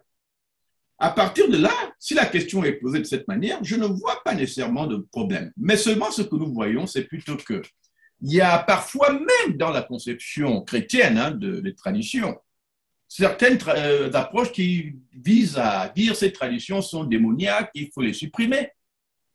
Et puis d'autres qui parfois essaient de les intégrer. Justement, pardonnez-moi de vous couper la parole, vous faites bien de le souligner. Finalement, est-il possible d'avoir, comment dirais-je, une sorte de symbiose entre la religion chrétienne et le vaudou chez les Béninois, ou bien ce qu'on appelle le puissant Ménam, hein, c'est comme ça qu'on appelle chez les Fans, par exemple. Oui, écoutez, la question sera toujours celle-là, de se dire c'est quoi d'abord la religion, n'est-ce pas? J'ai presque envie de dire qu'il n'y a pas beaucoup de peuples au monde qui n'aient découvert la religion de manière indépendante. Les Africains n'ont pas attendu que les colons amènent le christianisme chez nous pour pour savoir ce que c'est que Dieu, les esprits, le surnaturel, l'après-mort et pas mal de ces éléments qu'on retrouve plus ou moins dans toutes les religions. Donc, en fait, à la base, toutes les religions se ressemblent. Elles peuvent avoir des approches différentes, cosmétiques très différentes dans la pratique, les rites, mais à la base, c'est toujours la croyance à cet esprit surnaturel qu'on appellera Dieu. Mais il y a beaucoup de peuples, les Fang, les Poulous et puis les autres Africains, on avait déjà cela avant que les colons n'arrivent. Donc, quand les colons arrivent avec le christianisme, c'était à nous de nous poser la question, est-ce qu'il y a contradiction? Première chose. S'il n'y a pas de contradiction, c'est que oui, on peut certainement le dimanche aller à l'église, mais aussi le samedi aller pratiquer son vaudou pour rester, on va dire, en adéquation, n'est-ce pas, spirituelle avec sa culture, son monde. Et en fait, j'ai envie de dire, c'est à nos religions, parce que c'est le soubassement, d'inséminer le christianisme. Et vous verrez que la tendance même a été cela. Les traditions africaines ont inséminé l'islam, ont rendu l'islam plus pacifique, n'est-ce pas? Les traditions africaines ont inséminé le christianisme et ont rendu le christianisme plus pacifique. Et vous verrez que la manière dont nous pratiquons ces religions en Afrique n'a rien à voir avec les extrémismes et les radicalismes qu'on connaît dans d'autres continents. C'est parce qu'il y a eu cette dose d'africanité qui a été inséminée, à pacifier ces religions. Et en fait, vous verrez, vous pouvez prendre un érudit kényan, comme Ali Mazrui, qui avait bien dit, parce que lui, venant du Kenya, avait bien dit ceci, des trois traditions, n'est-ce pas, dans le triple héritage africain, des trois traditions qui définissent l'Afrique aujourd'hui, c'est-à-dire l'héritage purement africain, n'est-ce pas, autochtone, l'héritage islamique et l'héritage chrétien. Le plus pacifique a été l'héritage africain, parce que cet héritage n'a pas connu de guerre de religion, n'a pas connu de situation où on doit imposer à son voisin la religion que l'on pratique. Vous voyez, cet esprit-là, je pense qu'il n'y a que l'Africain qui l'a en réalité dans le monde. Et c'est pour ça que je dis qu'en réalité, c'est à nous d'inséminer ces apports étrangers de la culture africaine, de ce vaudou dont vous parlez. Parce que moi, je ne vois rien de négatif dans la pratique du vaudou dès lors qu'il exprime simplement l'esprit africain. Et quand vous dites vaudou chez les Béninois, j'ai envie de dire, les principes du vaudou, on les retrouve pratiquement dans toutes les religions africaines. Le vaudou n'est donc même pas étranger aux Fang du Gabon qui pratiquent le Molan ou aux Pounou qui pratiquent je ne sais pas quoi, et ainsi de suite. Donc vous voyez que dans cette approche de l'africanité, au niveau des religions, c'est plutôt à nos traditions, parce qu'elles sont en nous, elles sont plus en nous que ces autres religions. On ne naît pas généralement dans cet esprit chrétien, parce que c'est quand même quelque chose qui nous vient d'ailleurs. Mais dans quoi on est généralement, c'est la tradition dans laquelle on est, la langue que nous parlons, les cultures que nous pratiquons. Ça doit pouvoir inséminer les apports étrangers. Oui, mais comment concilier, professeur Daniel Mingara, ce mélange très marqué entre christianisme et religions africaines, alors que dans le même temps, les panafricanistes, entre guillemets, les panafricanistes revendiquent fortement un retour aux sources, ou bien ce qu'ils appellent une réappropriation de nos valeurs propres. Oui, et ils ont raison parce que, comme je l'ai dit tout à l'heure, nos valeurs sont forcément le soubassement culturel sur lequel tout le reste vient s'agripper.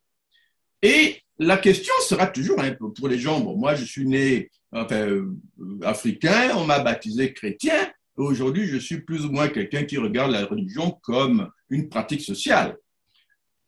Mais j'ai envie de dire que toute religion est forcément le reflet de la culture qu'il a créée. La religion chrétienne n'a rien à voir avec les cultures africaines.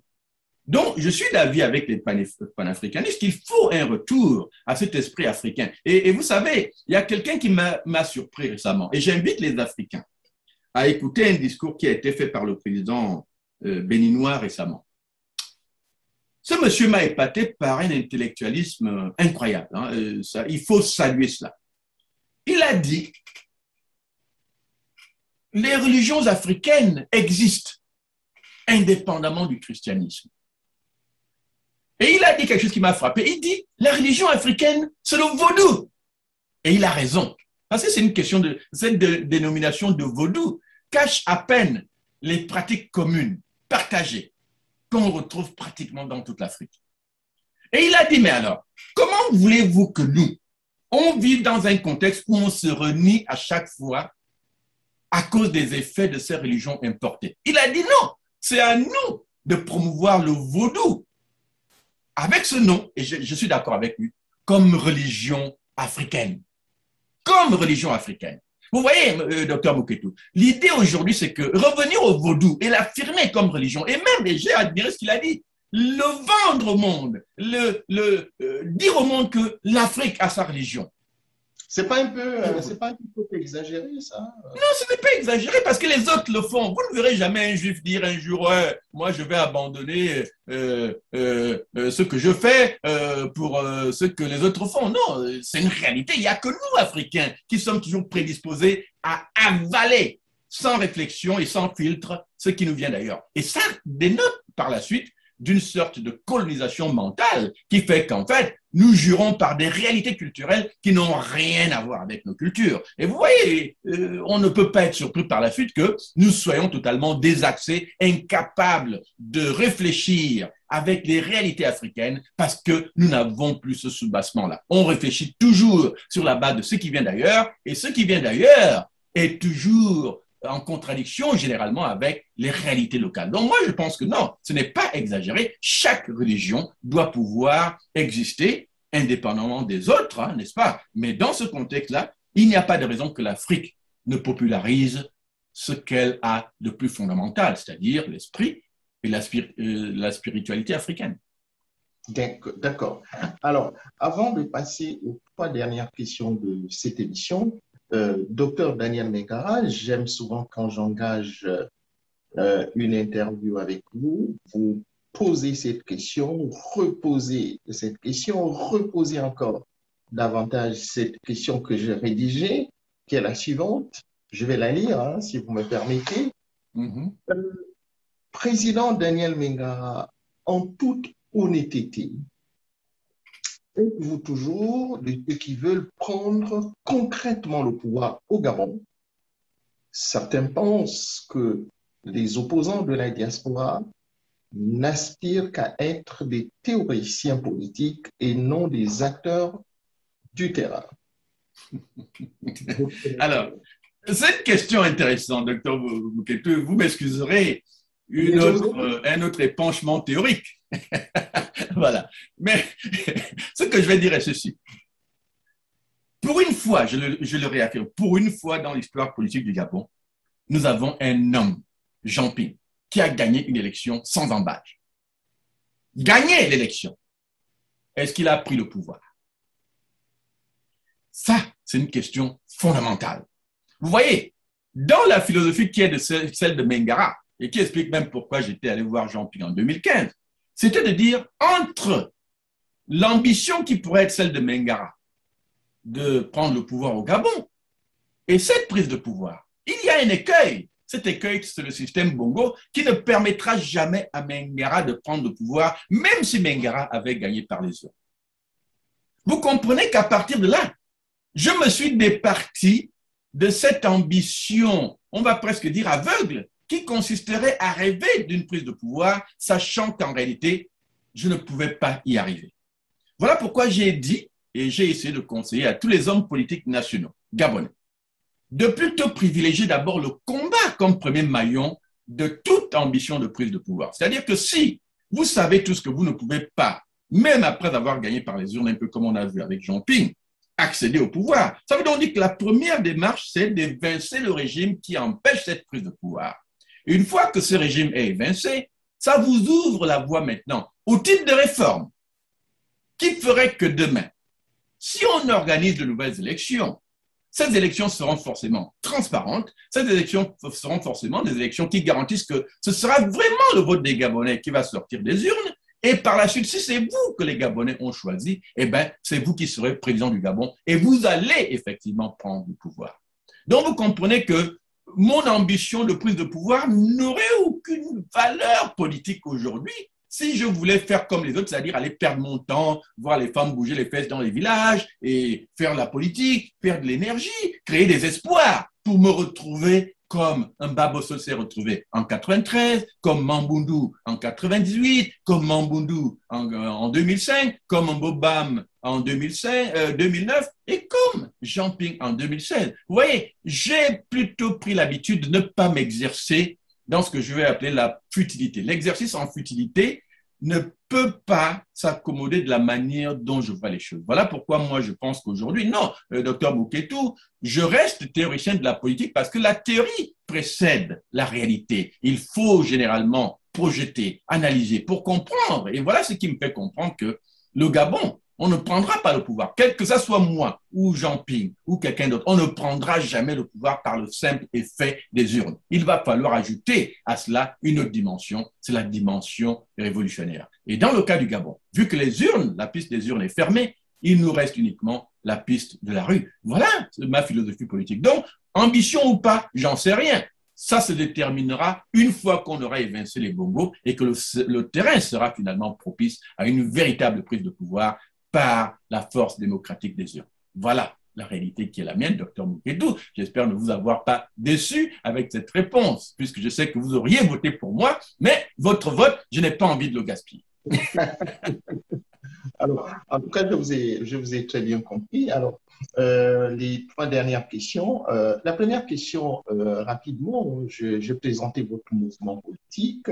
Vous êtes président de ce mouvement politique qu'on appelle Bongo va partir Moudouam, voilà, qui aspire à une profonde remise en question donc de la société de votre pays, la société gabonaise. Et à cet effet, je voulais vous poser cette question. Êtes-vous un homme politique de gauche ou de droite?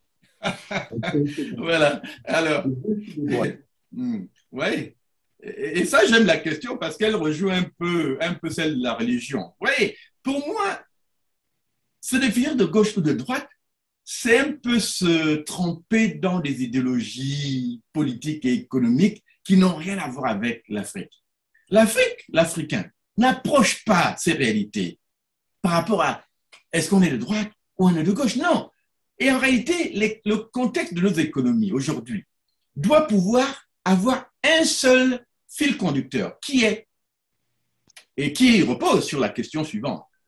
Quels sont les besoins de développement du Gabon et partant de l'Afrique? Vous voyez, quand on pose la question de cette manière, quels sont les besoins de développement du Gabon et en quoi la satisfaction de ces besoins va-t-elle amener au bien-être partagé? Voilà les vraies questions. Donc, ça veut dire que on applique une politique capitaliste pour arriver à générer les ressources dont on a besoin pour faire avancer notre économie, pour le plus grand bien-être de tous, ben on ira dans cette direction. S'il faut aller dans une politique de gauche, un peu comme les autres la définissent, parce qu'elle nous permet de résoudre, par exemple, des crises sociales, répondre à des besoins sociaux, ben on ira là-dedans. Donc, en réalité, ce sont les besoins de développement de notre pays et de bien-être de notre peuple qui doit pouvoir dicter notre pays. Voyez-vous, docteur Moukwétou, quand vous dites, prenons le cas de Mbabosso, quand on dit école cadeau, route cadeau, hôpital cadeau, ça n'a rien à voir avec être de gauche ou de droite. Ce que ça veut dire, c'est qu'en réalité, nous concevons que sans route, le pays ne peut pas se développer. Sans une population en bonne santé, le pays ne peut pas se développer. Sans une école qui forme nos cerveaux, le Gabon technologique, le Gabon du progrès, le Gabon de la technocratie, le Gabon des ingénieurs, on ne pourra pas développer notre pays. Si ces besoins sont immédiats, c'est donc autour de ces questions fondamentales qu'il faut ancrer notre politique. Et dans ce contexte-là, si ce sont des approches de droite qui permettent de résoudre ces équations, on ira dans ce sens-là. Si ce sont des approches de gauche qui permettent de résoudre ces équations, on ira dans ce sens-là, pourvu que le résultat soit pour le plus grand bénéfice de tous les Gabonais.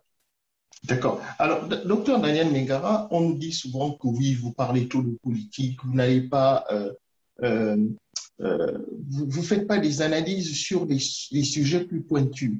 Alors, moi, je vais vous poser, puisque vous êtes un homme politique, la question suivante. Est-ce que vous pourriez nous présenter les grands axes de votre politique écologique? Autrement dit, quelle place votre mouvement politique accorde aux questions liées à l'environnement? Quelle est, autrement dit, votre, comment dirais-je, votre originalité de la démarche écologique à l'échelle du Gabon? Écoutez, les questions d'écologie sont fondamentales, mais il faut, à mon avis, séparer les réalités africaines telles qu'on les connaît, surtout dans la région d'Afrique centrale, et les réalités occidentales. La première question, c'est que nous ne pouvons pas aborder l'écologie sous l'angle occidental. Pourquoi? Parce que les plus grands pollueurs au monde, ce n'est pas nous les Africains. Le Gabon n'a pas d'industrie. On ne pollue rien, techniquement. Vous voyez? Donc, sur ce plan-là, les autres vont plutôt essayer de s'agripper à nous pour nous empêcher de polluer parce qu'eux veulent continuer à polluer et équilibrer cette pollution par le fait que nous, on ne pollue rien. C'est injuste, surtout pour nos pays qui ont besoin de créer des industries. Donc, sur ce plan-là, je voudrais déjà faire la part des choses. Nous ne pouvons pas baser notre approche de l'écologie sur les Occidentaux. Secondo, je vais vous donner un exemple concret de pourquoi on doit réfléchir de manière africaine. On a discuté récemment au Gabon des questions de M. Lee White, qui aujourd'hui, on sait qu'il est d'origine britannique, mais ministre quand même au Gabon, donc des eaux et forêts, donc se préoccupant un peu de ces domaines-là.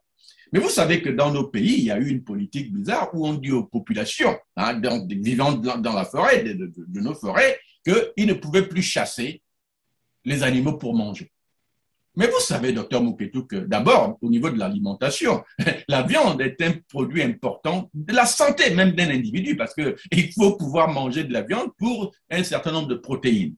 Maintenant, si vous dites interdiction de chasser et donc de manger du gibier de brousse, de manière abrupte, sans avoir assuré ce qu'on va appeler des produits de substitution, donc des viandes de substitution. Par exemple, la disponibilité d'autres viandes qu'on élève, comme le bœuf, ainsi de suite, pour remplacer la viande de brousse. Vous voyez que l'interdiction, n'est-ce pas, aura un effet négatif sur les populations, sur leur santé, sur leur capacité de survivre. Donc, vous aurez fait une politique écologique, c'est vrai, mais qui, en réalité, nuit au bien-être des populations. Donc, vous voyez que là, il faut réfléchir. Avant de dire interdiction de chasser, procéder à ce qu'on va appeler à la fourniture de produits de substitution qui vont remplacer la viande de brousse par la viande de l'élevage. Créer une culture de l'élevage villageois, n'est-ce pas, qui va permettre aux populations d'élever des bœufs, des poulets, pas mal d'autres choses, pour justement s'assurer qu'une fois l'autosuffisance atteinte au niveau de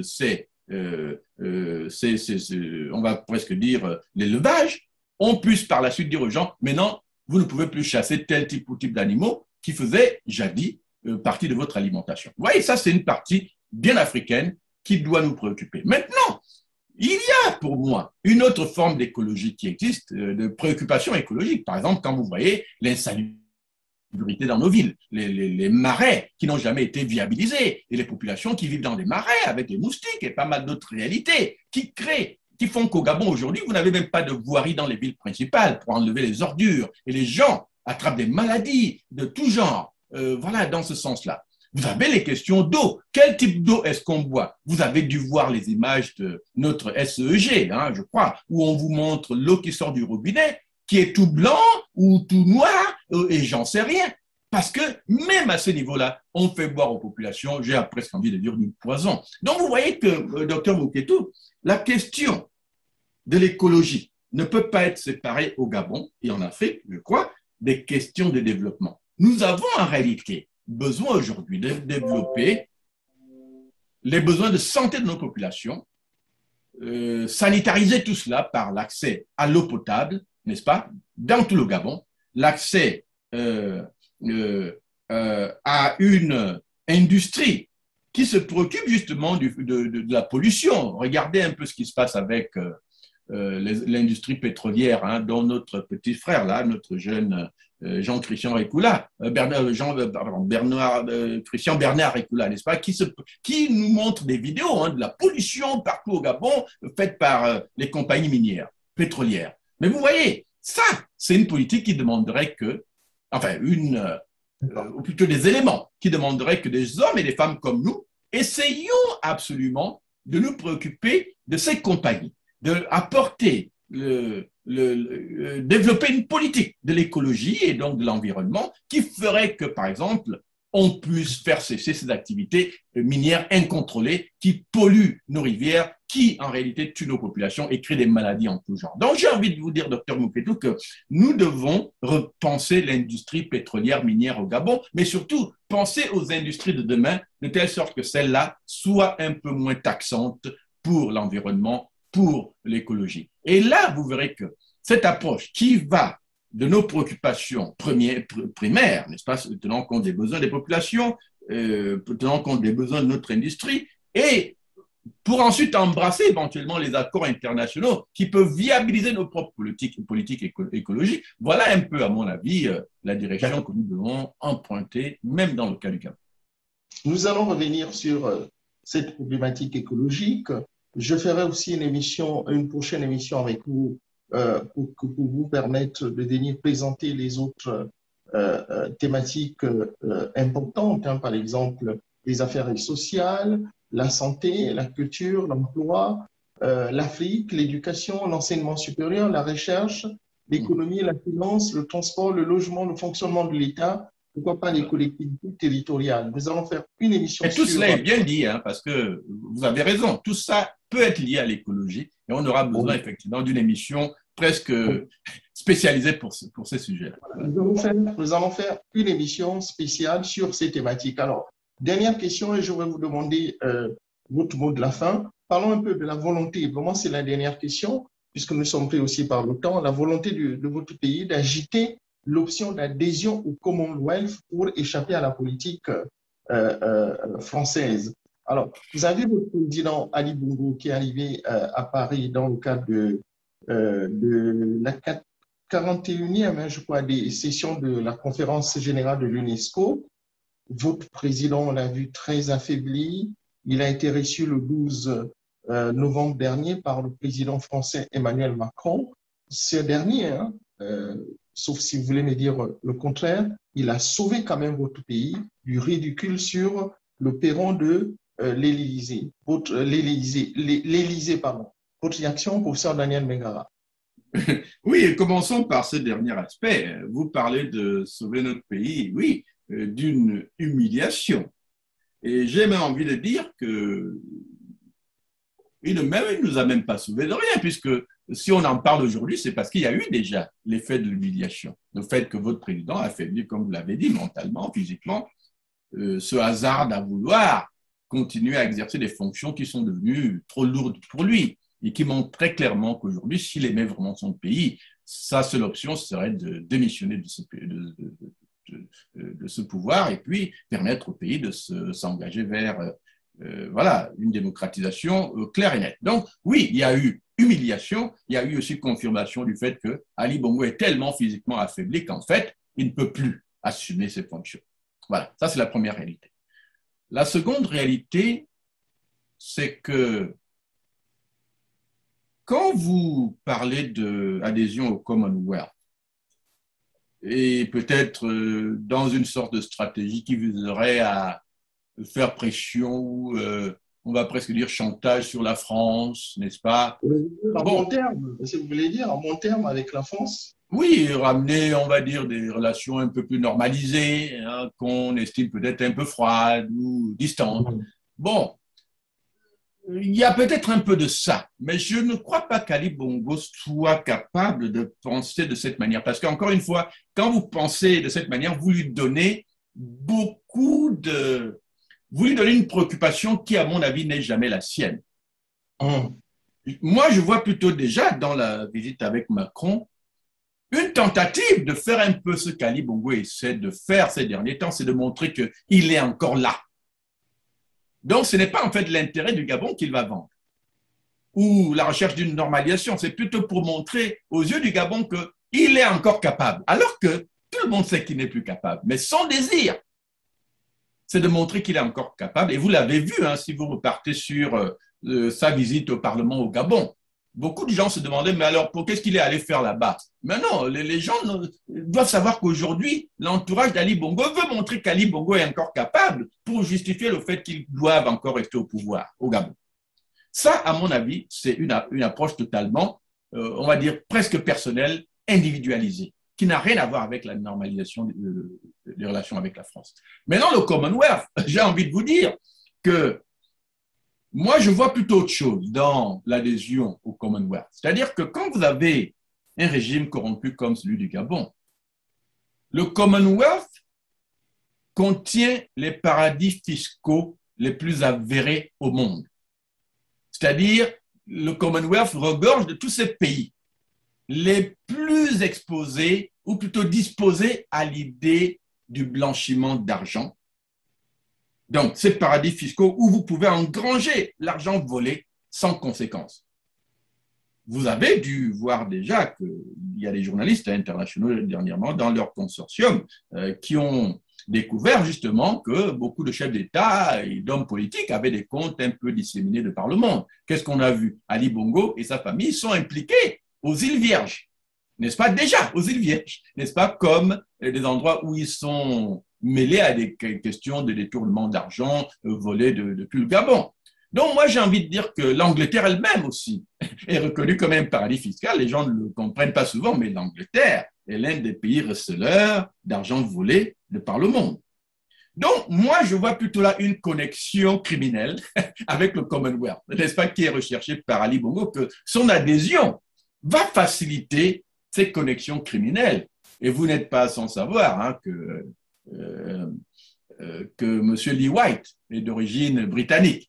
Et j'ai l'impression que c'est lui que le régime utilise pour faciliter, n'est-ce pas, cette insertion, mais aussi éventuellement les détournements qui font que voilà, l'argent du Gabon sera simplement exporté vers des paradis fiscaux. Donc voilà un peu ma lecture hein, de cette adhésion au Commonwealth. Elle est peut-être simpliste, voilà, parce que les gens, j'ai l'impression qu'on veut donner des intentions sérieuses à Ali Bongo, alors que moi, je ne trouve jamais d'intention sérieuse. Parce qu'une intention sérieuse voudrait dire qu'il se préoccupe vraiment des questions gabonaises. Or, dans son approche politique, c'est toujours des questions personnelles avant tout, des questions familiales et jamais des questions républicaines. Donc, le Commonwealth, à mon avis, c'est plutôt la création d'une filière de corruption, une filière de détournement d'argent, où il sait qu'en fait, il va pouvoir profiter des paradis fiscaux anglo-britanniques ou du monde anglophone, parce que voilà, les Bongos ne sont jamais là pour servir les intérêts de la nation gabonaise. Voilà la réalité de cette adhésion. Bien. Merci, professeur Daniel Mingara. Avant de vous libérer, je vais vous donner 1 à 2 minutes pour votre mot de la fin. Oui, écoutez, mon mot de la fin est souvent le même, hein, c'est-à-dire que après 54 ans du règne d'une même famille, du même clan, les Gabonais sont un peu interpellés par le moment. Est-ce que nous allons laisser la possibilité aux Bongo de se renouveler en tant que famille, en tant que clan, en 2023, pour un régime et une famille qui a déjà passé un demi-siècle au pouvoir? Parce qu'il me semble que si ce renouvellement se passe, nous allons commencer à projeter le régime des Bongo sur une période de 60 ans. Il suffirait d'un autre mandat. Et nous sommes dans une période de 70 ans. Quel est ce peuple, ce pays qui peut supporter 60 ans, 70 ans du règne d'une même famille, d'un même clan, d'un même régime? Surtout dans un contexte où ce régime a montré ses limites, des limites hein, dans la capacité de répondre aux besoins les plus basiques du peuple gabonais. Un peuple pourtant riche par les richesses dont regorge son pays, mais qui connaît des niveaux de pauvreté similaires aux pays les plus pauvres du monde. Voilà la question la plus urgente, à mon avis, qui se pose aux Gabonais. N'est-ce pas, des questions, justement, qui m'ont mené à publier récemment hein, le livre qu'on appelle « Le Gabon en danger », n'est-ce pas, que j'ai donc intitulé, sous-titré, donc, du devoir de réforme au devoir de violence. Parce qu'aujourd'hui, j'estime que le régime Bongo nous a confinés, finalement, à l'idée que le Gabon ne pourra se libérer que par des moyens violents. Et quand je dis moyens violents, ça ne veut pas dire que le peuple va aller prendre des armes. Ça veut simplement dire que toute velléité de changement, même démocratique, de la part du peuple gabonais, sera toujours réprimée par la violence du régime, qui ne voudra jamais justement que ce peuple exprime son désir de changement, parce que l'expression d'un désir de changement veut dire la fin de ce régime. Alors, devant cette réalité, sommes-nous disposés à accepter que notre pays soit le seul au monde à être dirigé 60 ans, 70 ans, par la même famille, le même clan? Moi, je dis, si on ne répond pas à cette équation maintenant, on sera justement parti pour cette réalité. Et voilà pourquoi je dis aux Gabonais que notre proposition est de simplement court-circuiter cela. Ça veut donc dire ne pas attendre que l'élection de 2023 s'organise, mais plutôt le peuple gabonais doit s'organiser dès maintenant pour évincer ce régime avant même que cette élection ne se tienne, pour que cette élection, justement, ne se tienne tant qu'un Bongo sera au pouvoir. Parce que si elle se tient sous un Bongo, sans conditions, sans réforme, sans débat national démocratisant, je crois que nous sommes partis presque pour un siècle de présidence par les Bongos et leurs complices du régime. C'est à cela que je vous interpelle aujourd'hui, peuple gabonais. C'est à cela que j'interpelle les hommes et les femmes de bonne volonté pour dire le Gabon ne changera plus par les urnes. Le Gabon ne changera pas par la bonne volonté des Bongos. Le Gabon ne changera que par la force démocratique de la rue. À nous donc de décider de si on veut ce changement maintenant ou si nous voulons continuer à souffrir, à subir pendant 60 ans, 70 ans. Voilà les vraies réalités de la politique gabonaise aujourd'hui. Et ce sont là, à mon avis, les éléments patriotiques sur lesquels nous devons réfléchir dès aujourd'hui. Bien, merci professeur Daniel Mingara d'avoir honoré notre invitation et je voudrais remercier à Jacques Roger depuis les États-Unis qui a assuré la production de cette émission et merci, c'était l'édition L'heure de vérité du docteur Jean-Élim Pétou sur Afrique 2050 et télévision d'énigmes émettant donc depuis les États-Unis. À très bientôt. Très bien, merci. Au revoir. Bye bye.